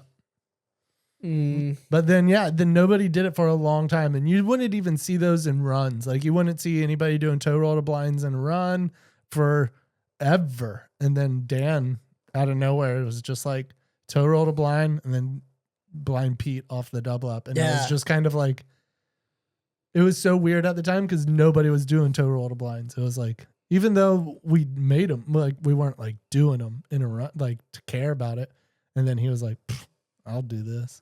Yeah. I feel like Danny's got some sick shots of like some Blind Pete's off the double ups too. Yeah. Remember? He would like chuck the handle a little bit too. Yeah, right? Yeah, like almost. Yeah. He would like, like some of those loose handle passes. It was like metronome or like. You let it go and it goes like travels like 3 or 4 inches into his hand. I love those shots when somebody, even like the mobs, like when somebody like throws you see it behind the back. Mob 5s on cable, kind of like that's. Yeah.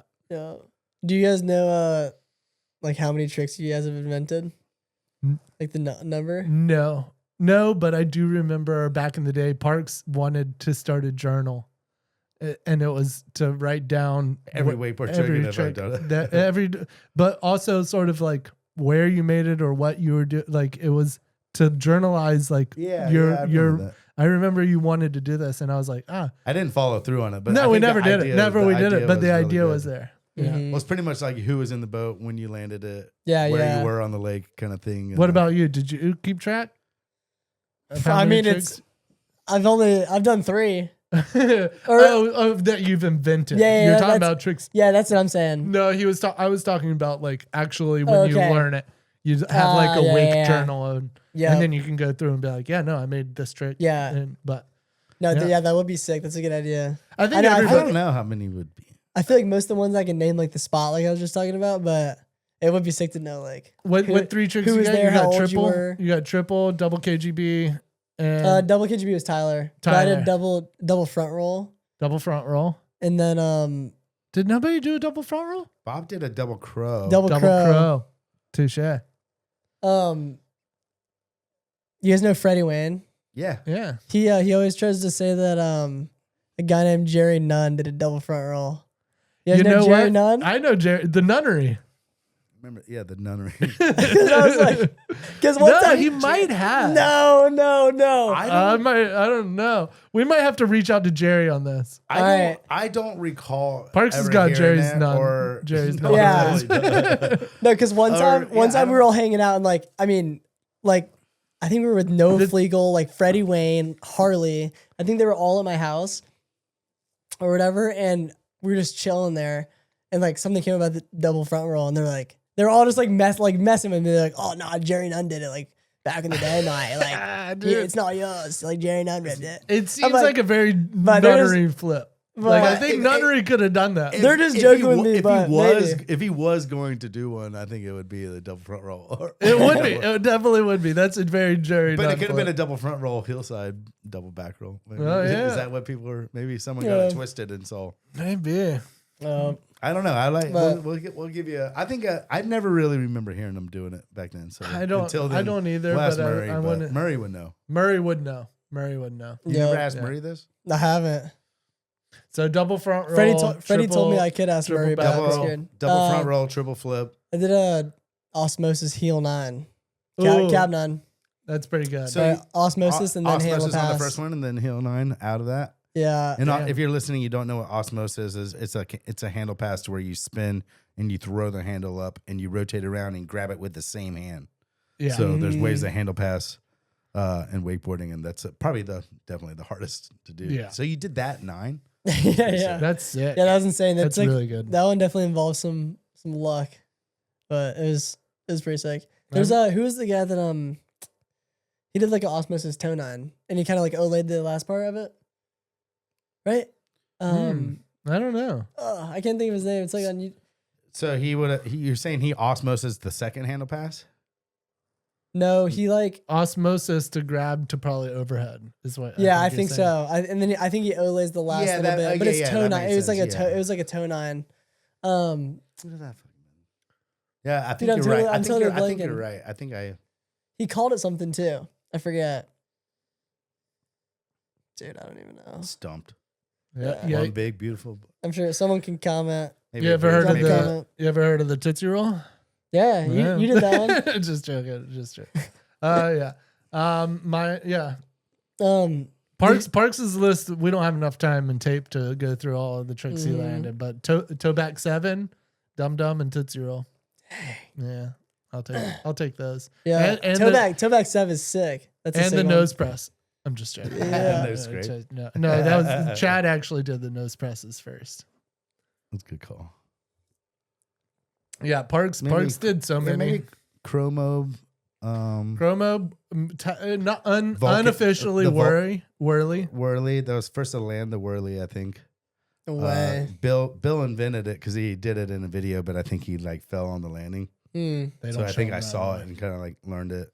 But the Vulcan, Rayleigh to blind, 313. I mean, I would even put switch whirly. Me and Ryan Sebring landed a rap KGB on the same day. On the same day. Really? Yeah. And the arguments on what time did you land? Yeah. There's so much of Parks's that were like No cool tricks. The air railie. No, I think Zane did that first. Yeah, On the corner around the boat when the boat was turning. maybe an air spin. Air spins, but yeah, there was the. I'll put a challenge. 1080. Wait, just- 1080. 1080. Yeah. You'd S-bend just off the water? Double. What's that? You'd S-bend just off the water? Yeah. Behind the boat? No way. That's a challenge out to anyone out there. If you Holy. and I'm waiting to see that. That's insane. It's air S spin on the turn. On the turn. You're On the whipping turn. with the boat? Yeah, so the boat's turning like for a double up, and then you're like just out past the bubbles, like or just Bruh. Yeah. But No, thank you. Double That's double insane. tantrum, double cabbie, double moby. I think it's about. Yeah. yeah, No. like I said, we're gonna run out of tape. That was a good. That was fun. Good question. What do you think? Should we do a little spin to win? Let's do a little spin to win. You got the wheel up, Shane? I don't have it up, but we can get there. We can get there. Let's break it down to the prices that we got right now. Giving it to the top shelf members. We're going to put your name on the wheel, and we're going to spin this. Tommy, you brought in a little basket right now, Dude, yeah. and there's a couple items in here. So break it down. I really like where you went on this one. Because Oh, yeah. We've got a pair of shades from my sponsor, Co Eyewear. Bam. Let's Co go. Eyewear. Shout out Co. Nice. Let's see. These ones are pretty sick, though. Coming out of Really Tom. can. Oh, those are kind of sick. Let me see. Yeah. They're sweet. I love them. I wear those shades every day. They're super sick. These are nice. Oh, yeah. I like those. Those look pretty good on you, bro. Yeah, you got an extra pair? I wish I brought some. You can't cover I have up a these. ton in my house. People tell me don't cover up the Browns parks. No one's ever said brown- that. No one's ever said the that. brown beauties. Those are sick. I like that. Yeah, I like that. I like that shape. They're nice though. Yep. What's the name of the brand again? Co Eyewear, like just Yeah, CO. yeah. Yeah, sick. I like that. So shout out Co. Thanks for thank you. Thank you, Tommy, for bringing these in. What else? Heck we yeah. got? All right, second one. Being the filmer you are, this is Yeah. great. This is sick. Second one is sick. I'm excited about, but you might just have to buy. I looked it up online. There's a 2-pack of batteries for $25, but It's going to be worth it because There's all you got to do.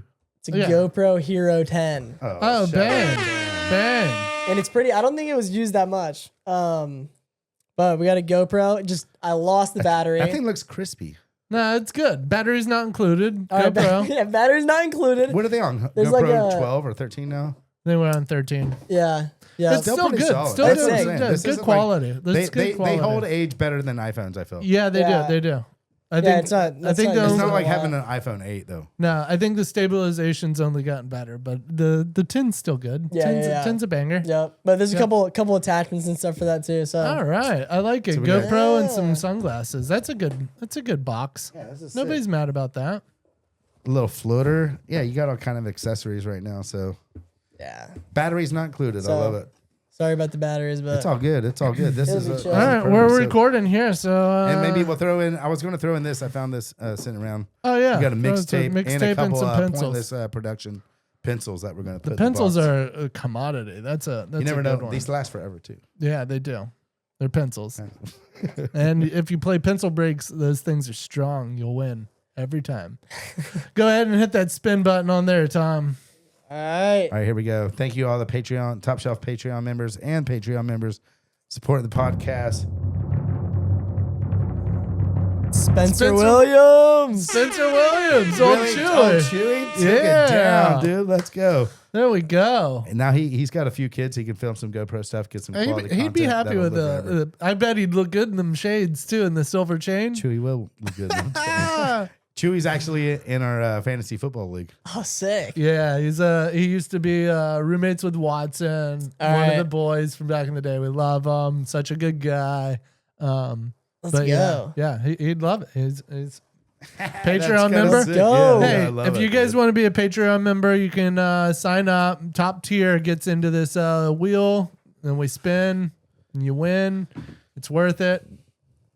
give away all kind of All kind of good things. We gave away some follow stuff last episode with Rivers. Sick. Speaking of Rivers, right? Rider of the year. Do you think it was because we had her on? And they I were don't like, think that had anything I to think do that with had a this lot to shit. do with it. I think You people really were think that like, we influenced? I think we swayed the needle. And no, I'm just joking. I'm just joking. I'm just Dude, joking. she rips. She rips. Yeah, and Fuck I mean, yeah, her, Rivers. Yeah. Rivers, dude, she's Yeah. so sick. And her Congratulations. videos are insane. Well deserved too. Yeah. Absolutely, Go. it wasn't because of this podcast. No, Rivers, No, it was, her last section that she put out was yeah. no, Something she rips. And yeah, like you said, well deserved. First female to be a rider of the year. Yeah, That's it's big. fire. Like that means you Mhm.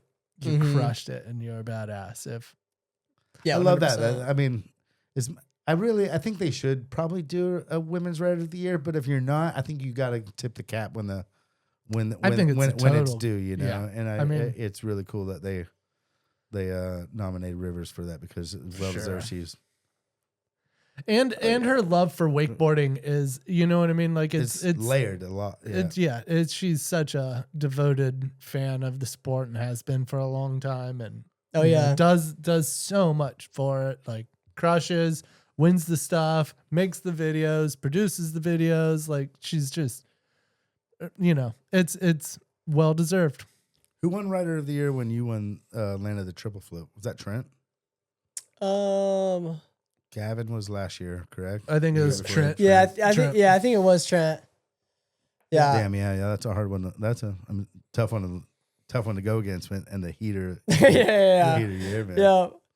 I mean, I had one heater throughout the year, but Trent was I wasn't a heater there. I Trent, may like, be wins biased. everything. I may be biased. Yeah. No, I'm not saying it. But Trent, obviously. yeah, Trent's insane though. I mean, shit, But- machine. Yeah. Are you worried about Trent in the future, dude? Coming, Dude, he's freaking good, huh? He's insane. like- not only that, He's it's pretty it's insane. his spike, his curve is like Yeah. on the go, and you know how Yeah. focused he is. You That's know what if I was gonna if he say. dedicates, like you know what he's capable of.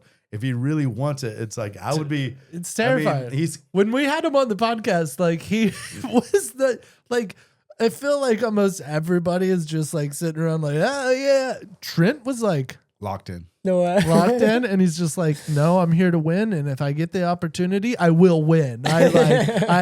What was his pressure is a privilege. Yeah. And I was like, oh, that's so cutthroat. I love it. Like Yeah. that's just a go-getter. And I think he like him wants coming it. off of an injury now too. Like this is probably one of the first times he's like really. Bro, have been you out seen for a how little bit. jacked bro is? Bro, I saw that picture that he So posted. gnarly. Super jacked. This dude looks like a freaking Greek Oh, god. dude, he looks like Yeah. he's cutting weight. Like he's like, dude, Yeah. he's trying to I find would be 155 right now. I dude. would be terrified of it if as a boat rider and he rode cable, you know, and then he's like, actually, I'm focusing on boat. I'd be like, damn it, dude! Yeah. Like, come on, stay in your lane. It's like Yeah, Nike making wakeboard boots or something. You're like, yeah, God damn it! Go That's- back. Yeah, go back. Stay in your Yeah. lane. No, No, he'll, it's awesome. he'll do good. Shout Like, out Nike. Do not make wakeboard boots. It's not. They would be sick boots though. Not just some Air Force One looking. yeah. What's up with the Blue Angels photo? We went up in the Blue Angels. Really? Yeah, we did a double or nothing contest, and the Navy was sponsoring like some stuff that Red Bull was doing at the time, and so Air Force.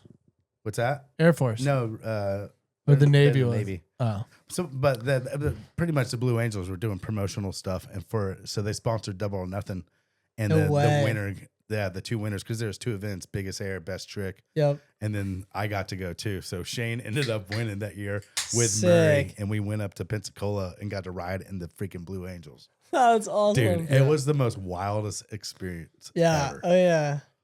We broke the sound barrier. Remember Broke what the sound barrier, Shane passed puked, out. passed out, puked. Really? Well, Yeah. not me, but Shane and Murray did. I'll bring it up just Yeah. for a little bit. You can watch me pass out real quick. Hold on. No way. You have it right here. Yeah.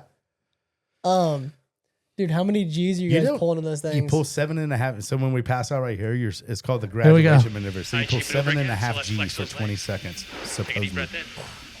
Ready, hit it. Let's go. Get him, Shane. Dude, you had that video freaking Can you see quick. the smoke trails or the vapors foaming up the wings again? There they are. There's a smoke trail 5 G, 6 G. right up in Shades front out. of us. Oh, There it is. We roll in air to air. Gun. Or, yeah, we got him. How you doing, buddy?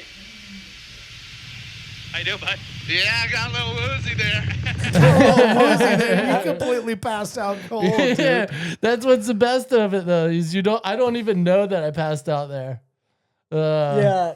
That's Dude. crazy. And so when you're up there, they can do this. The dude's flying. You can hear him being like, all right, here we go. Ready, hit it. And that was the best is he would let you go. He'd like, all right, what we're going to do is this move. We're going to go around here and do this and fly back here and ready, hit it. And when he says ready, hit it, 1G, 2G. You got to lock up. You're yeah. and you're doing everything you can not to black out. And he's flying a jet, looking in the rearview mirror at you for as soon as you black out, he flattens off and like stops pulling G's. But he's pulling G's. He's talking to you, flying a jet, and just totally normal. And you're doing everything possible. And your vision goes like this. Like as soon as he goes, ready, hit it, it goes, whoa, whoa, whoa. And then at one point it just goes, and then you just open your eyes and you're like, oh, that was pretty crazy. And he's like, you okay? And you're like, yeah, why? And he's like, because you just fucking blacked You out. almost don't even know you passed out until you watch the video. you don't. I didn't know either. Because you come so close to passing out multiple times. And the pilots are just chilling. They're just even though they're like experiencing the same things. I told the guy the night before we went out to dinner, I was like drawing on a napkin. I was like, I want to do like this and this and this. And like, I want to get crazy. I go, like, seriously, give it to me tomorrow. He goes, Parks, I pretty much have my hand on your throat and I can squeeze it and make you pass out at any given moment. Within 5 seconds, I can make you pass out cold. Yeah. And I didn't know what he was talking about. I was like, yeah, I had a Jack and Coke at the time. I was like, whatever. Yeah, that sounds sick. And then and he told me, he was the one, he goes, don't drink past 12 tonight. Don't eat anything tomorrow morning or tonight. He goes, treat it like surgery. He goes, and this, I don't know if he told you and Murray this. No, he told me. But dude, it was real deal. So the next morning, like Murray and Shane, I went up first. So it took like 45 minutes for my flight. Yeah. And then so I got back down. And so Shane and then Murray were hungry. So they were like drinking Gatorade, coffee, eating donuts and shit. He acts like we're well, I knew when I got off the jet, I was like, y'all are done. If you have anything in your stomach, you're done. Yeah. I mean, he can do like the moves that he's pulling, and we are like hitting like 7 Gs for multiple seconds. Like he's like doing whatever he can. And then, like that one's not even a hard one for the whole thing. Like the end one is called a celebration. Graduation maneuver. The graduation. But it's where they go 500 miles an hour. They pull the horizon line and they pull 7.5 Gs. Yeah. And it takes about 20 seconds to get all the way back. Full circle. And he goes, no one ever graduates. No way. No one ever graduates. And they teach you this kick breathing that like lets you keep the blood in the upper part of your body. So you like flex your calves, flex your quads, flex your butt, and then flex your stomach by doing this. You go like kick, kick, and you keep on kicking. So that flexes your stomach. So you're supposed to like lock up all your blood vessels by like flexing it. So when you're pulling G's, it keeps all the blood closer to your brain. And like, if you don't do the like kick breathing, like if you just relax and if you just try to take a breath, like at normal G's, it'll push the air out and you go, oh, like that's me. That's me. That's what happened to me. I started kicking got to the top of my breath. He was like, ready, hit it. I go, he's like 1G, 2G, 3G, 4G. And I'm going,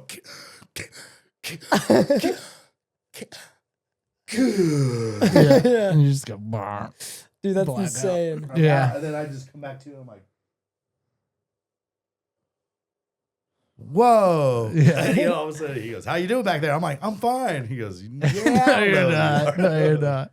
Yeah, there's no higher respect for a job that I have than the dude that can do that, because they're picked 6 or 7 guys out of the whole Air Force to be the most badass Navy.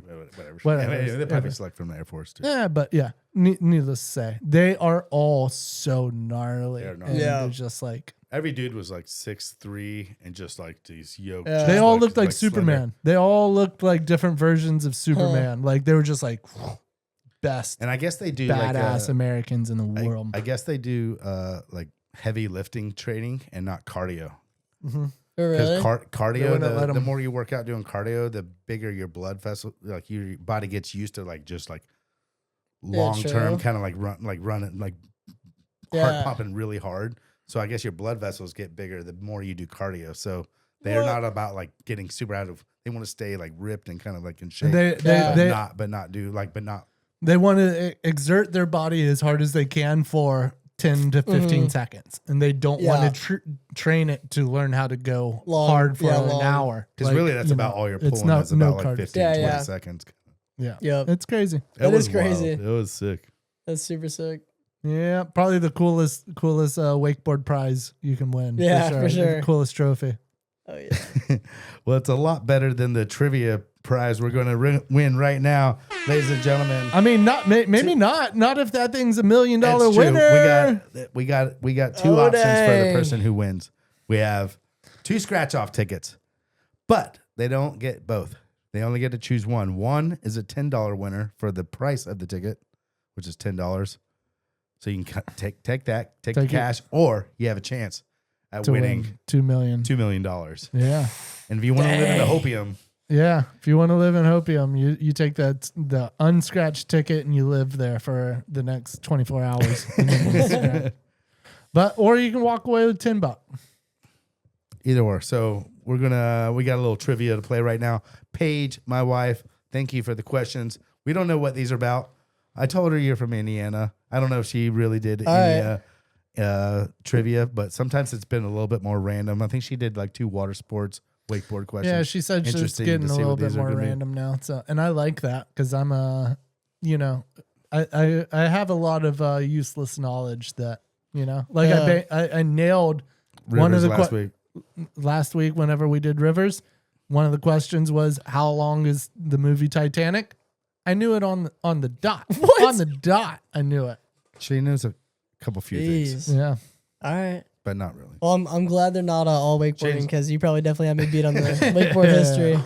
Who knows? But let's get into it for $2 million. For $2 million possibility right now. Shane, who wants to go first? Let him pick. Do you want to go first? You want to go last? I'll go first. I never go first. Maybe I'll go first. Fair enough. And I have no idea what these questions are. Paige made them up, so here we go. Wait, do you take you're gonna like answer them one at a time? So yeah. Let me give you a little premise on this. This is we call this closest to the pin. Like okay, so, this isn't we're not asking you for a specific name. We're asking it's like how many miles of coastline does like Jessamine have? Then so it's whoever gets closest to the right answer. So it's really hard to get the right answer. If you get the right answer, you get 2 points. 2 points. Yeah. Gotcha. Noted. So straight out the gate. Here we go. Question number 1. I'm starting it off right now. Here we go. How many national parks are there in the United States? I swear maybe I saw this not too long ago. I think I felt like I saw this too, but I don't know the number. But I'm going to say guess. 63. Ooh, I think you're low there, but think so. Yeah. How many national parks are there in the United States? Thomas Herman. I'll say 74 then. 74. I'm going to say 120. 120. Remember your guesses: 63, 74, and 120. Ladies and gentlemen, the answer: 63. What? I do remember seeing it. I remember seeing it, dude. This is bullshit. His wife made this. Maybe our 63. Maybe our Instagram. Count it, boy. Hey, 2 points. This is bullshit already. Dude, I can. Someone's basking in $2 million. What? Damn. Maybe our algorithms are like triggered to where we see the same kind of content. Probably. You know, like, I know. Because every time I go to show my wife something, I'm like, have you seen this? She's like, yeah, I saw that. If you don't agree with it, you can. I don't agree with it. What do you mean? I nailed it on the fucking head. Yeah, that seems really crazy. You didn't guess 60. You didn't guess 65. You went 63. You got to, why don't you say Parks? Your memory's impeccable. Because it's not. What you see when you're on your death scrolls on Instagram, you really absorb this shit. You do. How about you that? Really do. All right, fair enough. If you get the next one, this is all a sham. All right, Tommy, you're first to guess on this one. Here we go. Ooh, a little social media question for you on this one, Tommy. Oh. How many hashtags can you use in a single Instagram post? He's definitely a favorite. I feel like Tommy probably has a favorite. Could be a favorite in this question. Oh, I don't know. How many hashtags? It's gotta be like freaking It's gonna be like the max level of like characters. What is that? 1,000. I don't know. You think a caption can be 1,000 long? I'll say 1,000. You're saying 1,000? I'm definitely not going that high. I'm gonna say 63. You're crazy. I love it. I like your style. It ain't broke, don't fix it. I'm gonna say 40. Although I have seen some shitty Instagram posts with a lot of hashtags. Sometimes you get a little carried away. I'm gonna stick to it. I'm gonna say 40. I think when I said 1,000, I'm thinking like characters, because like bro, that'd be like straight hashtags. But I think it depends on how long the hashtags are. Like if they're like 5-letter words, like 6-letter words, But there's got to be a limit because she's obviously Googled. Tommy's right. Is it just how many characters can you sneak into? I was thinking of like a caption is probably like 1,000 characters, so you could like fit like 1,000 hashtags what is in it. So you're sticking with it? Okay, you still at 1,000? Yeah, pretty fair. I'll stick with it. Ladies and gentlemen, the answer is 30. Oh, we're cooked. Hey. This dude doesn't even post. Hey, I don't really run the hashtags, to be honest. Yeah. I heard hashtags are dying. What? Don't even try to give yourself a little chime like that. I got the controls. I'm winning right now. All right, we've got to come. We got to come in clutch. She's already got 3 points right now. Shane, you ready for this one? Yeah. Give me one I know. Here we go. Parks 3-0 to Tommy and Shane. Shane, first to guess. What year was the first fiberglass boat produced? What year was the first fiberglass boat produced? That's tough. I don't know. Really. I'm going to go maybe the 40. I'm going to go 1940. 1940? Yeah, I think Chris Kraft was probably doing the wood boats. Thinking maybe a little early. I think I'm a little early, but I felt like it's got to be earlier than what I think. I'm going to say 1956. If he gets this on the head, I quit. I'll say 1950. 1950. Splitting it. Okay, 1950, 1956, and Shane 1940. Ladies and gentlemen, 1937. Hey, Shane taking that one down. All right. Shane's on the board right I'm now. on the board. There we go. ancient. 30. Damn, so that was interesting. I should've guessed 1937 was the first off year number. they did Yeah. fiberglass boats. Yeah, I mean, I figured it was. Imagine the people who you only made boats out of wood forever, and then someone did that, and you're like, yeah, right. Like, and then as soon as you saw it, you're like, damn, that's actually pretty sick. how much you make that for? Yeah. Damn. All right, we're learning a lot tonight. Here we go. I'm first to guess on this one. 3-1. Come on, Tommy. This is your. You gotta get it on the head to get back in the game. Here we go. How many countries are there in the world? Oh, I felt like I've seen this on a I feel like I've social seen this post too. too. And I'm first to guess.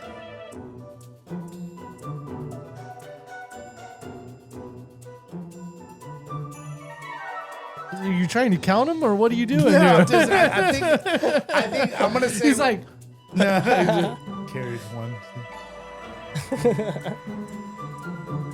where you at? I'm gonna say 180. Okay, I'm close to that. really? Dude, I think I've seen it like people's like bios. Yeah. Where they're like, 12 out of like. I thought it was freaking closer to like 300 though. No, maybe not. Could be. Could be, but I'm gonna say. Maybe I'm thinking like, because I was thinking like I think it's in the 301, hundreds. but it's pretty I think high. it's in the hundreds. Yeah. It's in the high hundreds. I'm gonna say 201. 201. All right, I'm gonna go 172. 172, 180, 201. Ladies and gentlemen, the answer is 195.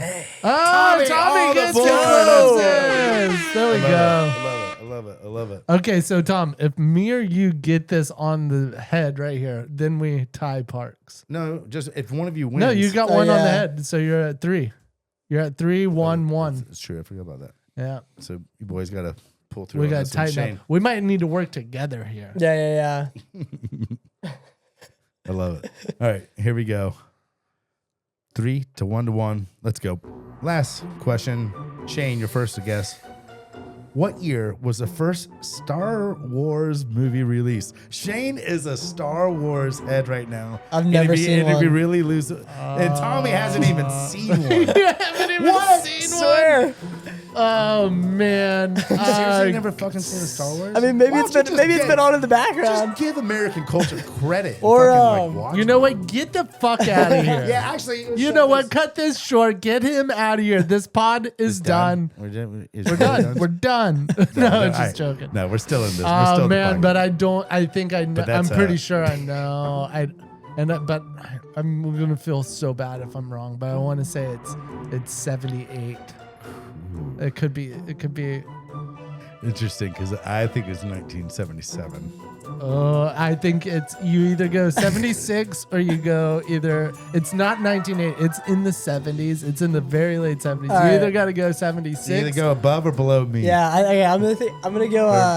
What'd you go? I was 77. You went 78. Oh, you could go 79 or I don't think it's 76. I don't think it's 70. don't think so? Oh, me and him are teaming up. Me and him are teaming up. It's true. Think It's true. so? It's true. It's true. We one of us. 9? I think you go all right, 9. I'll go. I think I'll you go know. 79. 1979. Yep. Interesting. All right, ladies and gentlemen. Star Wars came out in the year 1977. Parks kicks it down. Right out ahead of two of them. Boom. Are we It might sure? have been I the might have to highest. double check this. Dude, I we think it better- was 78 for sure. You better have someone else make the trivia questions because That's me and Paige are locked bullshot. in right now.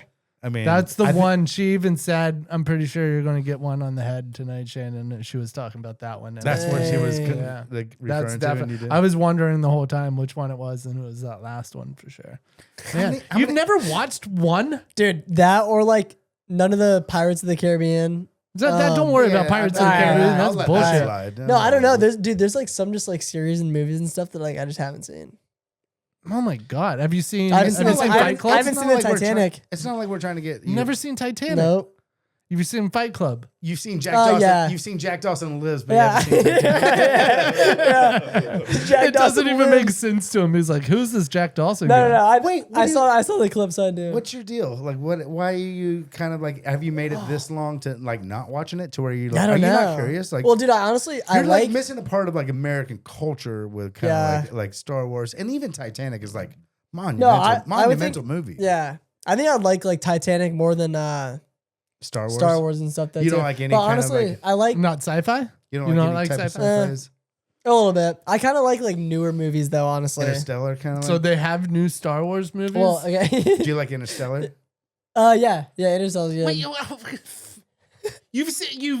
you've seen Interstellar and you like it, but you Yeah, don't but honestly, know. okay. You've never. I mean, dude, that's. I think some. All right, let me Shane, lock I think in. some of the young kids like if a movie's so old, they just automatically assume that like they're not it's gonna gotta like be- it yeah. at all. No, Maybe, they- yeah. and they're wrong. They're so wrong because Star Have you Wars. seen E.T.?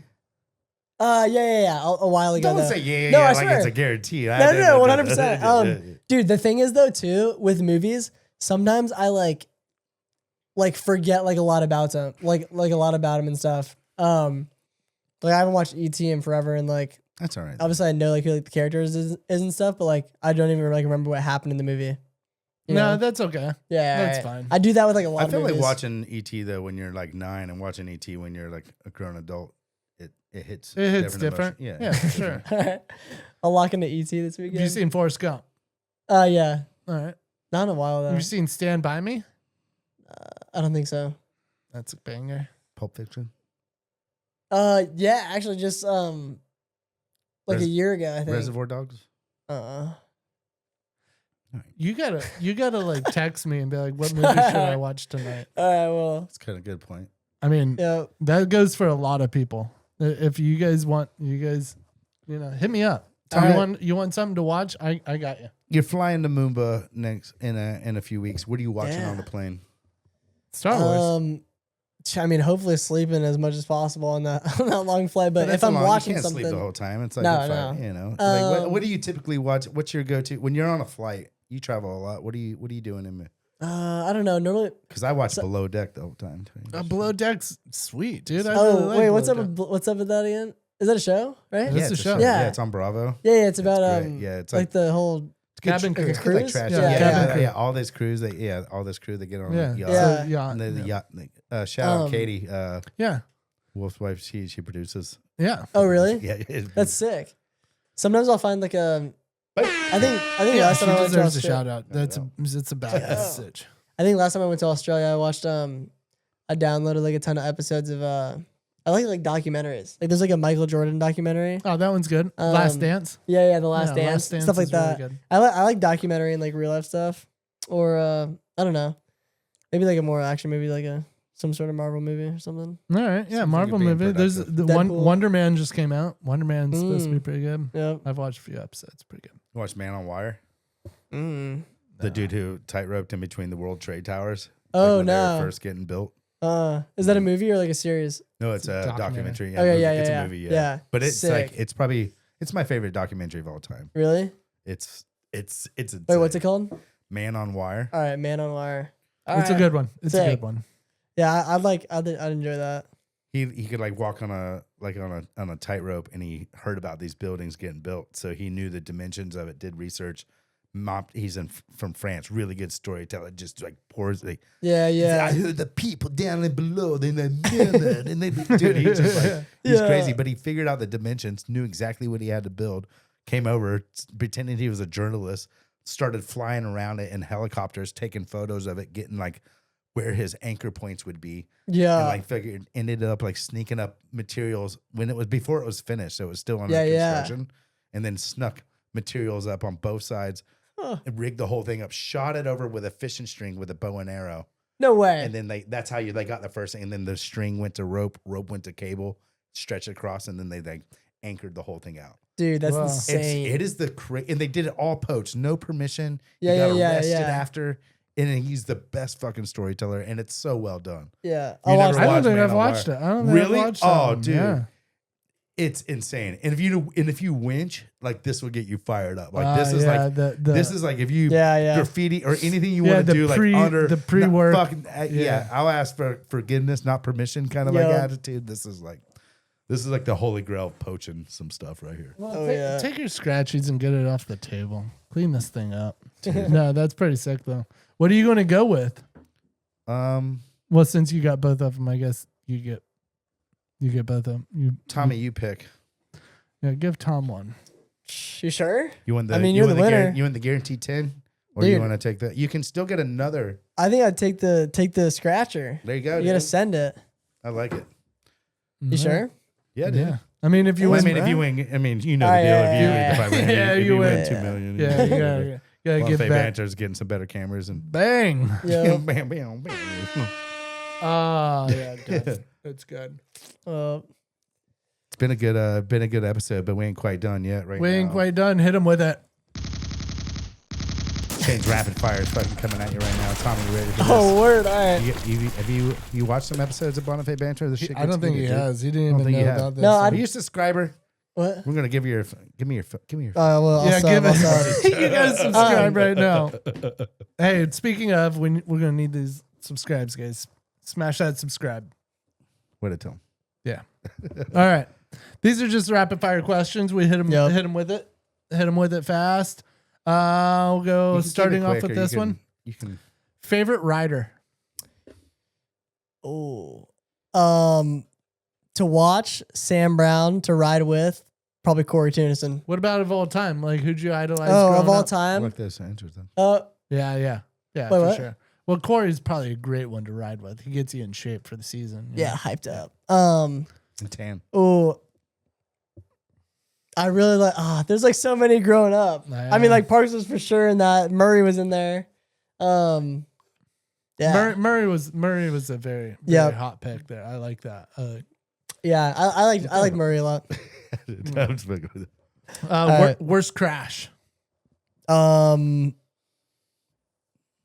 mean, there's a gnarly crash of me when I was younger doing a rally, just getting like I butt checked and then straight to front edge. A little toe edge accelerator. Classic. But that From probably the didn't hurt. backseat too. So you're almost like Scorpion probably. Yeah. Do you think that one? Did you get knocked out? No. Have you ever been knocked out? No, never knocked out. Which is sweet. Don't even know. I feel like I've had falls that hurt worse than that though. Just like a freaking baguette just on something. Yeah. Who's the most fun out on the boat? You ride with a lot of different people. I know. Yeah, a ton of people. So who's probably the most like entertaining, enjoyable? It doesn't have to be the like, whatever. Who's the most fun out on the boat? For the vibes, maybe my buddy Donnie, because he's always on the Donnie. Donzo. He's on the DJs. Yeah, he's always on the tunes. I love playing that. freaking. You like to bring out a vibe, bunch of girls out on the boat, and just like good crew. Pack it out. Do you ride better when there's a bunch of chicks on the boat? Dude, I don't think so. Pull the cheeks out. You Pull got the cheeks out. Pull the cheeks out. You got pull the cheeks out. Fashion. You're trying triple or what? Dude, honestly though, I don't even know. I'd honestly rather ride with like the boys in the boat. Like it honestly hypes me up like more. Yeah. Yeah, I like a good vibe. Like I feel like I'm not like if there's like girls in the boat, I'm like not riding like seriously. And I'm like you're just doing Rayleighs and whirlies. Yeah. But if I'm landing, if the boys are in the boat, I'm freaking landing tricks that I'm like stoked on. What about this? This isn't even on the card, but what's the best set you've ever had? Like that moment of that was the best day on the boat. Oh, there was a set. I think this past year when I was like right before Bro Stock, I just did like a double upset, and I don't think I crashed on a single one, but I did like 2 or 3 double nose back roll, 2 or 3 KGB 7s, and 2 or 3 double KGBs. Sick. Like didn't fall once. That feels good. It was sick. I bet that feels good. And it's like I just love hitting like the double ups and stuff, like a double up session like that. Yeah, Sweet. Yeah. If you could be in a band, what band would it be?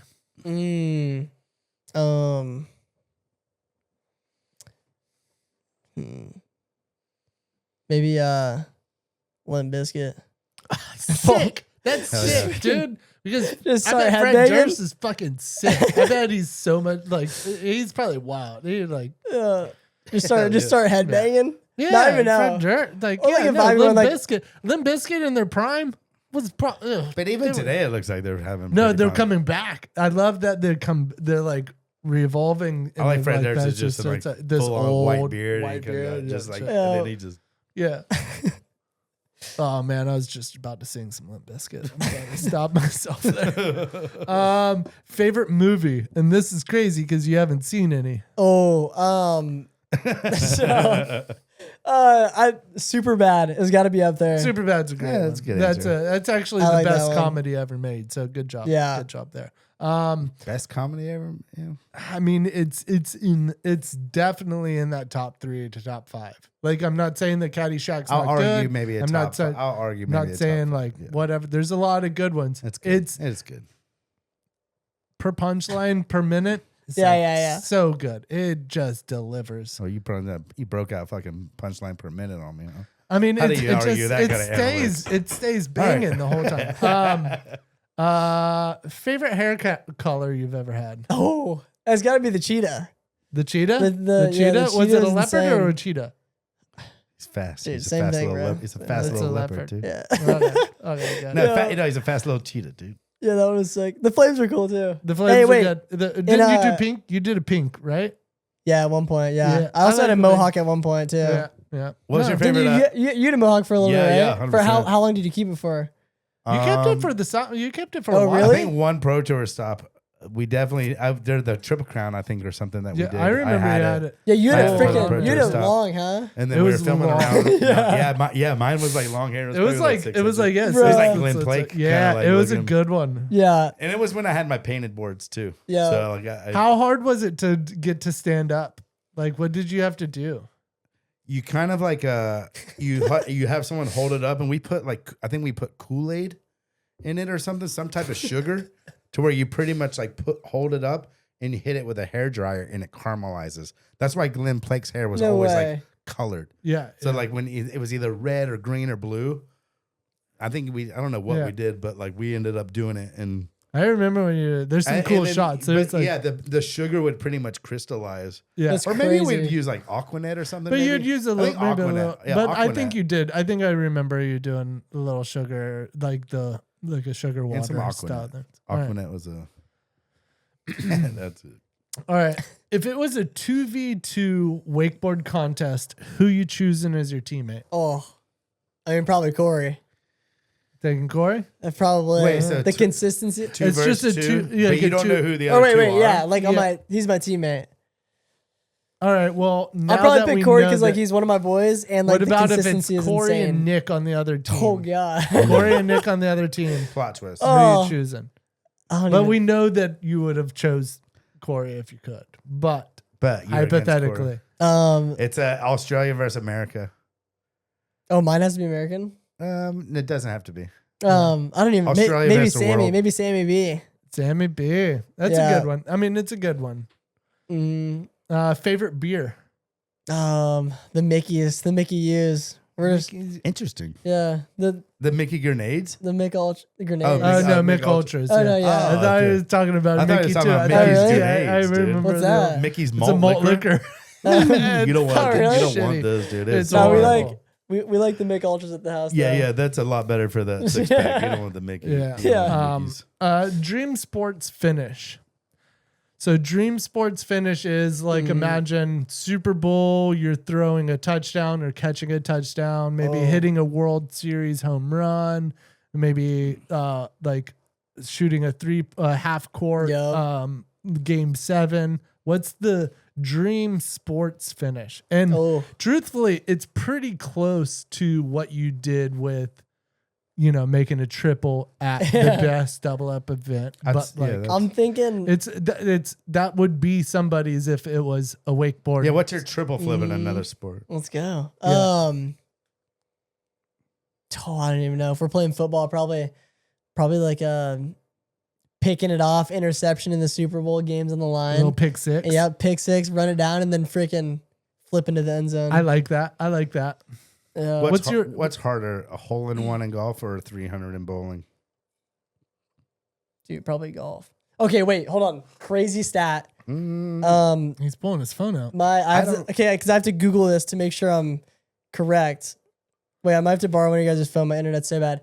You guys have to guess real quick how many hole-in-ones my step grandpa has. This is like Shane's cavity. I don't even know if I can. Who's your stepdad? Are you or built- step granddad? Dude, not like a just little Hermie. loves I'm golf.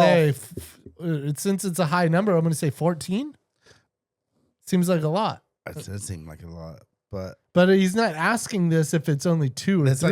like the cavity question. It is like a Dude, cavity insane. question. All say- legit. I'm gonna say 12. 38. 38? Swear. Who's your step grand? What is He's this? goated. Wait, really? 38? Yeah, Like, does he play like every 3 rounds of golf since? And he was- only at so par he- 3 course? Are we talking about putt-putts? So Yeah, we for- talking putt-putts? okay, I don't know. putt one, but- I don't want to be wrong, but for like the longest time, he would play at least 18 holes a day and like never use a golf cart, walks the entire course. And a lot of times he told me that in the morning he'll play 18 holes and then he'll go to a different course and play that 18. So like 30, like Yeah, there respect. was a lot of days where you play like 36 holes. Yeah. I think it is possible. I think Rusty told grandfather hit like 16 hole. Yeah. ones or No, something. I definitely So I believe it's think possible. I think it- like, yeah. Damn. Crazy though. I mean, Who is this guy? Jim Reeser. this is Jim Reeser, my boy. Jim Reeser. Let's go. I mean, I think that with that being said, I think that like it's got to be easier to get a hole in one than getting a 300 in bowling. I don't think so. I don't think so at all. I think with bowling you can like learn the skill. Let me ask you this question. You can learn the skill Who's quicker than like the luck. worst bowler in the world who's gotten a 300? And who's the worst golfer that you've ever seen get a hole in one? Nevin. That's what I'm saying. I'm saying that you can stumble your way into a hole in one. You can't stumble your way into You a 300. got a point. You do have You a point cannot there. throw 13 strikes in a row. Yeah. In a row. Now that you say it, it's probably technically Accidentally. harder, but it's probably easier. Nah. No way, dude. It's easy. You can accidentally get a hole in one. But nobody's You can't accidentally get a 300. Yeah, no, I will go with you. I will go with you. 300. And I hate to stick up for the bowling community, but you're fucking welcome. I hate to let the golf community down by saying yes. I think it is. I think it's bowling's probably harder to get a 300. If you disagree, you're lying. Because you can accidentally get a hole in one. Mm-hmm. You can't accidentally get. That's what I'm saying. Yeah, you got a point. All right, back to Thomas. You want to go bowling after Tommy? Yeah. John Wick versus 007. Oh, 007. I like it. You know why? What? Because he's got gadgets. Oh yeah, true. He's got more tech. John True. Wick yeah. just is he can fight the shit. Yeah. Don't you think that like John Wick had a like more of a will? He doesn't to, have kill? like things like they killed his dog. Like what happened to 007? He's like basking in like good looking women and traveling the world. I'm not talking about. I'm not talking about. I'm just saying the grit. I'm not talking about why John Wick. You know what I think's crazy is John Wick has 3 movies about him just like. It's basically about somebody killing his dog that happened in the first 15 minutes of the first movie. And they made 3 more movies about him getting revenge on somebody killing his dog. And it wasn't even like it wasn't a dog that he had for a long time. It's a puppy. Like he wasn't even that attached to this dog. Like but sometimes puppies hit harder sometimes. For sure. No respect to a puppy. Long life ahead of him. But to make a trilogy based on the idea that somebody killed your dog, and it's not like a long movie that was like they hated the dog, they got to this point and they like got to his house and killed this dog. No, that happens in the first 15 minutes of the movie, and he goes on a 3-movie rampage on just murdering. He murders like honestly probably more than 100 people because one puppy died. Damn, dude. It's fucking crazy. I would like to think like he pitched like the whole like whoever pitched it, they're like the movie 2, and they go all the way through the end. They're like, so like should he get another puppy? So like why is he mad? Did he get another dog? Like no, he's still mad for the first puppy. Still mad and then and then it did really good. And then the next like John Wick 3, they're like, like, should we come up with a new scenario? And they're like, no, he's still fucking pissed about the puppy. Pissed. They're like, we can like, but everyone can relate to that. No, we can't, and most people do. Nobody even questions it. They're like, yeah, he's still fucking pissed. Good take, Shane. How fast? This is a movie question for you, and I don't even think you're going to get this. All right. Why? Because how fat is Jabba the Hutt? No, how fast does the DeLorean have to go back in time? Oh, wait, what movie? How fast we does can't even tell you the movie. What do you mean you can't even tell me the movie? We'll give you a clue. The DeLorean's if you can't from... get it. Well, I already gave you a clue with the last few words of the sentence, but it's how fast does the DeLorean have to go back in time? Dude, I'm just gonna freaking guess. Think about, you know what movie it's from? Yeah, because we'll tell you before you guess. We'll tell you which movie it's from, and you can tell us if you've seen this movie or not. Have you seen Back to the Future?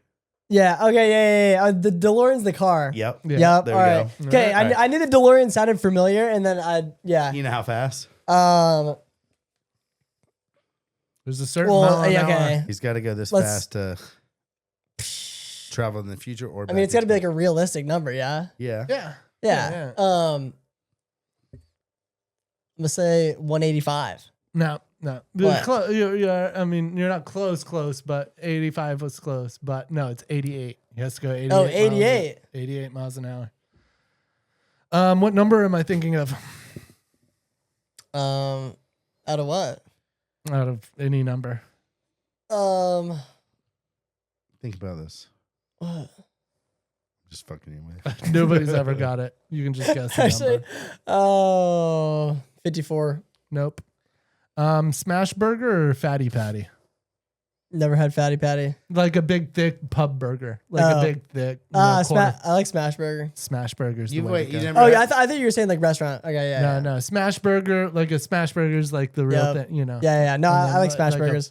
You know what? I've been kosher towards smash burgers lately, but like it's been if you've been smashing for a while and you haven't had a good fatty patty. Yeah. No, the fatty patty, it does. They're harder to do. I feel like it's a smash burger is a little bit easier. Yeah. I mean, Smash you can burgers. just crisp it. Smash I'm not saying patty. you can't fuck it up. I'm just saying to get a really good, a half-pound burger Yeah, cooked good. And No, for sure. I'm not disagreeing with you what do you there. I'm just joking. No, I think my answer is smash burger though. Who's the best TV villain? Not TV, movie, whatever. Who's the best villain in anything? But you haven't. I know, dude. I would have changed a lot of these why is there questions. so many movie questions? I didn't know bro? you haven't watched anything. Yeah. You can't even No, say who's Darth Vader right now. He What? can't even say Darth Vader. He knows what Darth Vader looks like. No, he knows what he looks like, but he can't. Like you can say Jason, Freddy. You can say like even. I know. I'm trying to think of Marvel. Wait, list off. Thanos some... was great. Thanos was a really. Oh good yeah, one. Thanos is pretty good. Don't give him an answer. He's got. Oh yeah. Dude, who's some other fire Marvel ones? Bro, I forget all these. You don't dudes, like bro. the villains. Yeah. Tell me so. Yeah. All right. Say So we gotta let you let him bro. off that. There's been tougher questions asked to people.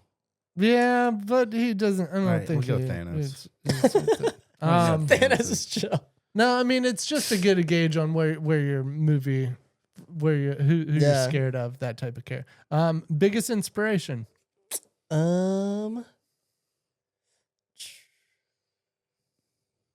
Yeah, like wakeboard scene. I'm trying to think. No, it could Well, be- anything. no, Yeah, it could be definitely anything. not wakeboard.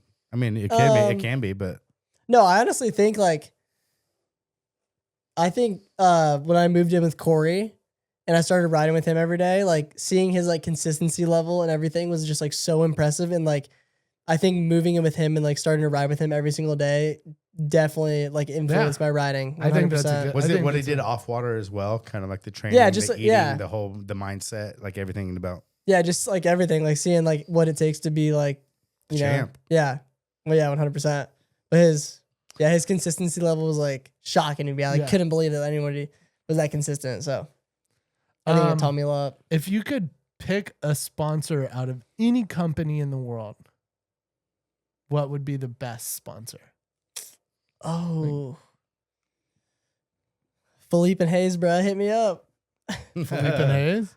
I think Red Bull's sick. Oh, Felipe and Hayes. Yeah. I thought that was the company, Felipe and Hayes. Yeah, I was like, that's it. No, I mean, because golfers always have really great like sponsors, like Rolex, BMW, NetJet. NetJet. I think is mine. NetJet would be, and that's a private rental, private jet rental company. Oh, yeah. So why would Facts. like you get private jets for free? Like, Yep. That's a no. Okay, what about I'm trying to Rolex think of would be a sick one. oh, Rolex, like for your like you're like, and you can even negotiate the contract. You're like one watch a month. yeah. Yeah, but that's like a materialistic kind of like thing. Like, who really wants to fucking tell time that much? I could see using a jet. I need a jet. I don't need a watch. I know. I need a lot. A could lot of trade- money I would could- be I nice, could but tra- like, I could I'm trade not a- picking Rolex. I could if take pick. I could take a trade a watch to get like 5 private jets a month. Yeah. Yeah, honestly, no. That's a hard way to okay. go. I just go straight to the source. Outside, Yeah, it's true. Yeah. It's true. Outside the You industry. got both, and you still got Rolexes. Outside the industry. Outside of the industry, 100%. Yeah, gas station or an airline. Gas station would be a good one. Bro, Gas freaking station. Wawa, that. Wawa, Spano would be Wawa insane. would be so good. They got such good clubs. The spicy turkey club bangs so hard. How All about right. let me get one. Let me get Yeah, okay. favorite gun to shoot. Dude, I've seen your YouTube. You got a good YouTube Yeah. channel. Check it out. By the way, There's check a- out. I just became a subscriber today. Totally, let's go. All right. There's a YouTube video where we were in Utah and we were shooting canyons and stuff. I don't know if you saw I that. saw like the automatic Glock. Yeah. Okay. Yeah. So there's a couple of fully auto guns we had, which that was like the first full autos I've been able to shoot because they're like highly illegal. Right. Like if somebody had that Glock, like instant go. freaking go into prison for like probably like I don't even know, a long time. Diddy time. Not Diddy. But we were with a we were with a guy that was a dealer, so he could like legally have those and like let people shoot him and stuff. But yeah, there was like a Glock 9 that was sick, and that one's cool because it's full auto, but like because it's a pistol and so small, you have to like really like hold it down because it Right. wants to just go, you know, freaking. Yeah. Shoot it at the floor and yeah. let it come back to the target. But he also had a I think it was like an MP5 that was like full auto, which is sick. Yeah. But Cool. anything full auto is insane. Yeah. We got to go to the Philippines and shoot guns with the governor over there. Yeah. I remember shooting like an Uzi. Yeah. It was like the old school, like but I remember it was going like, over there. It almost seemed like an automatic 22. It was like, Yep. it seemed like it didn't really kick at all. Yeah. This year, I really want to. I think there's like maybe only one place in the country that you can do it. I think it's in Vegas, but you can go and shoot like an RPG. What? Yeah. Really? Wow. Me and Bear just came back from the Patty Pimblett fight over there. Oh yeah, and yeah. I remember you guys driving went to the fight? Yeah, we just went to that last one, the first one on No Paramount. way. Yeah. Sean O'Malley. That one. Yeah, it was pretty sick. But we drove by that. I go, what the fuck is this place, Bear? And there's like all these tanks and shit. And he was like, yeah, you can rent tanks, pay to go shit, like shoot tanks and Yeah, RPGs dude. or whatever. Yeah, It's it's so weird. sick. I love it. Dude, I would just love to shoot like a freaking like RPG, just like Well, that'd over be the sick, shoulder. just- It would be crazy. I want to shoot it backwards on accident. Yeah. Like aim away from the target. Yeah. Yeah. I'm trying to think of if there's a gun that I would just be like super stoked to shoot. BB gun, Red Ryder. Mm. You know, like I think it actually would be kind of cool to shoot like a crazy sniper, like a full real, like a whatever 50 cal, whatever, but like from really far and like have it all set up and have somebody like, okay, it's like here, you go here. I haven't done super far, but and have they're you like done clicking like 1,200 feet to where you got to be but like they're like, yeah, no, and then you're like laying there like, okay. Yeah. Like, I think that would be kind of fun. What's crazy about that is like when we did it one time, I think we were in Utah, but like you lined it up and you go kink, and then it either takes hits so long. or they go missed just high 2 feet, and you see where your bullet hits in the dirt behind it, and then you just like I don't think you mess. Click, you don't click, mess. click, click. I was just aiming like a little bit. They weren't messing too much with the scope on that one. That's pretty cool. All right, last one. Here we go. How much would you have to grow to not be able to do a triple flip? How much would he have to grow to not Not be able to do? Yeah. Like we know, triple flip? okay, so hypothetically, you could still do a triple flip if you grew I was like a 3 or 4. If yeah. you grew 3 or 4 inches, you Yeah, still yeah, could probably yeah. do it. What's the over and under on? Not necessarily anybody could do a triple flip at this height, but like, where do you think? What's the height that Like, you can't do it stop me. anymore? It's like I mean, 6 yeah. foot, 6'1". You could. It would be tough. Are It's you starting doing to get a little tough. A 6 footer is gonna. That's freaking hard. Yeah, You think? I think maybe if a you're five, six- a you're- 5'10" could get it around. Maybe. that's so 5'11's too much. Maybe. I'm just thinking about myself, like personally. You're just saying in general. No, personally, yeah. Yeah, I don't know. No. So Maybe- 5'10", you can get it done. 6 foot, you can't. That's the line, you think? 2 inches. I think it's matters. good. 2 I inches mean, it makes matters, it makes a ladies lot of sense. It does make a lot of sense. Yeah. That's what I'm saying. That's why I think Because this is I'm a like, really good okay, question. I'm exposing myself here, but I'm like 5'4" or 5'5". Yep. I'm right there with you. But when I think about 5'11", it's only 6 inches taller than I am like now, pretty much. And I think I could do it with 6 more inches. And but you maybe got to not. realize that like being 5'11", 6 foot, they don't have that much to prove. Like you need something to prove to want to do a triple flip. You know what I mean? Like they're like easy go. No, us 5'4", Yeah, we 5'5". gotta- yeah, you we're gotta, grinding. you gotta. You think gotta it takes grit. that? You think You it takes gotta that grit. Yeah. scrappy dude It's, kind of like? it's not a small man syndrome, but it's a small man mentality where you're like, you've got to grit. You got to get through this. You got to prove to them that you're How tall worthy. is Cody Hess? That's a good point. He's not that tall though. He's First only person maybe to land 5'6". First person to land a triple flip on a wakeboard. Yeah. And What do you he think He of? did it on a cable. What do you think? I feel like what do you think of Cody's triple flip? I think it's super. I think it's valid. And he did it on a 2.0 off the other kicker that was like even smaller. Broke his and stuff. ankle doing it, Oh yeah, I know. It's pretty badass. but yeah, So badass. but it's No. not. It's not a double. It's not a double up. I think the coolest thing about my triple is like any other triple in action sports, they're able to like build a ramp any size they want. Yeah. Compared to the boats have a max at some point. You know. Yeah, Yeah. that's an interesting take on. Well, it I right mean, there. yeah, it's technically, but I mean, we didn't have the wake that y'all had. They had to build that. They built that boat to true. provide that wake. So Yep. maybe it takes longer, Could take but they two. still had to build it. Yep.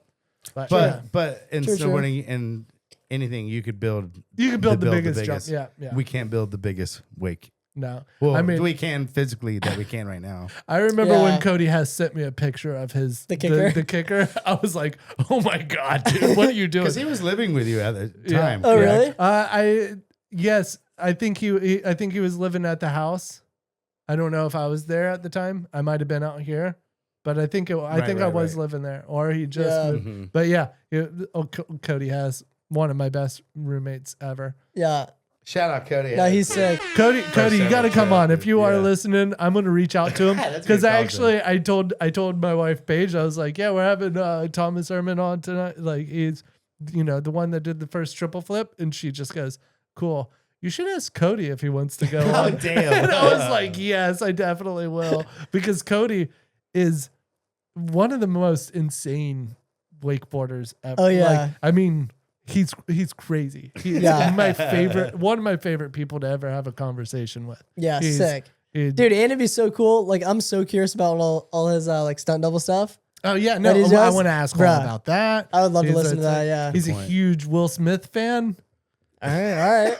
He quotes Will Smith when he lived with me. This is 10 like as like monumental like to live by quotes. Yes. He goes. He would tell me things that Will Smith quoted. Sometimes there's just two of us. You can make it if we try. Dude, he goes like this. He goes, "This is my favorite. This is my favorite Cody story." And Cody, I hope you're listening because I want you to know this is my favorite. But it's raining, it's windy, and it's cold. It's shitty outside. And he's like, I'm going to OWC. And I go, well, you don't got to go ride today. He goes, you want to go? I go, no, I'm not going to ride today. You probably shouldn't either. And he goes, I'm going to go. And I go, it's not worth it. And he goes, Will Smith tweeted one time that you could build a wall in one day, but it's not going to be the best wall. But if you laid one brick a day and you make sure that brick's good, then that wall's going to be the best wall ever. And I was like, and he quoted that. I go, Will Smith said this? And he's like, yep. And I go, are you insane? What are you doing? It's fucking cold and windy and rainy out. And he's like, I'm going to ride. I'm going to build a brick today. He sounds super motivating to live with. It was so crazy. Going to live probably like 75 outside or something. Yeah, He's like, I don't know. Dude, it was the best. I was like, Cody, I want you to know I will remember that forever. Going to lay a brick. Ain't no one love Publix cookies, chocolate chip cookies more than Cody. No, he didn't. No one has ever loved anything more than he would go to bat. Heath Bar cookies he would get sometimes, I think. He loved Publix made chocolate chip cookies so much that once you even did this, PB, I think you broke down what a box of chocolate chip cookies cost and how much he spent a week. In a month, I think. And he didn't have this kind of money. He didn't ever do that math. It's like whenever you tell a smoker, you're like, hey, if you buy a pack of cigarettes every day for a month, you're spending $120,000 on cigarettes a year. He did that to Cody about chocolate chip cookies, and Cody lost his mind. He was like, fuck, I got to stop eating cookies. Yeah. That's hilarious. Good call, Shane. We'll get him on here, dude. Yeah, bring it on. Bring it on, Cody. Is that the last rapid fire, Shane? Yeah, that was it. Appreciate it, Shane. That was good. Solid episode, boys, man. Tommy, is there anything you want to hit these people with that you feel you would say? Come check out Tommy on the summer tour, dude. Yeah, heck yeah. If you're around a contest this summer, come check it out. You want some coaching? Hit me up. Yep. Thank you guys for having me on. That was sick. Follow the socials. This guy's the king of social now. King of wakeboard socials. He's dominating the YouTube, TikTok. I don't know on TikTok. I've never looked on TikTok, but yeah, Instagram. Yeah, go check them out. Sick, thank you. And also, while you you're follow doing these that, boys, support these boys. Yeah, we did it. We're trying to get to 1,000. Trying to get to 1,000 YouTube subscribers. So close. Oh, we're gonna make it. We are. We'll get there. But thank you guys for listening.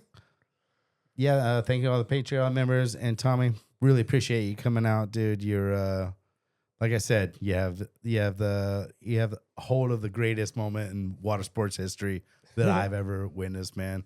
And you're so young, so inspiring, full of energy, and just fun to be around, dude. If you have a chance to check out Thomas Herman live and to rub elbows and shake this dude's hand, advise you getting out there. Let's go. No, thank you so much. I appreciate it. Oh, yeah. Woo. Love you, dude. Good times, boys. Love y'all. Thanks you all for coming out. God bless you. Good Let's night. go. Episode 26 in the books. Let's go.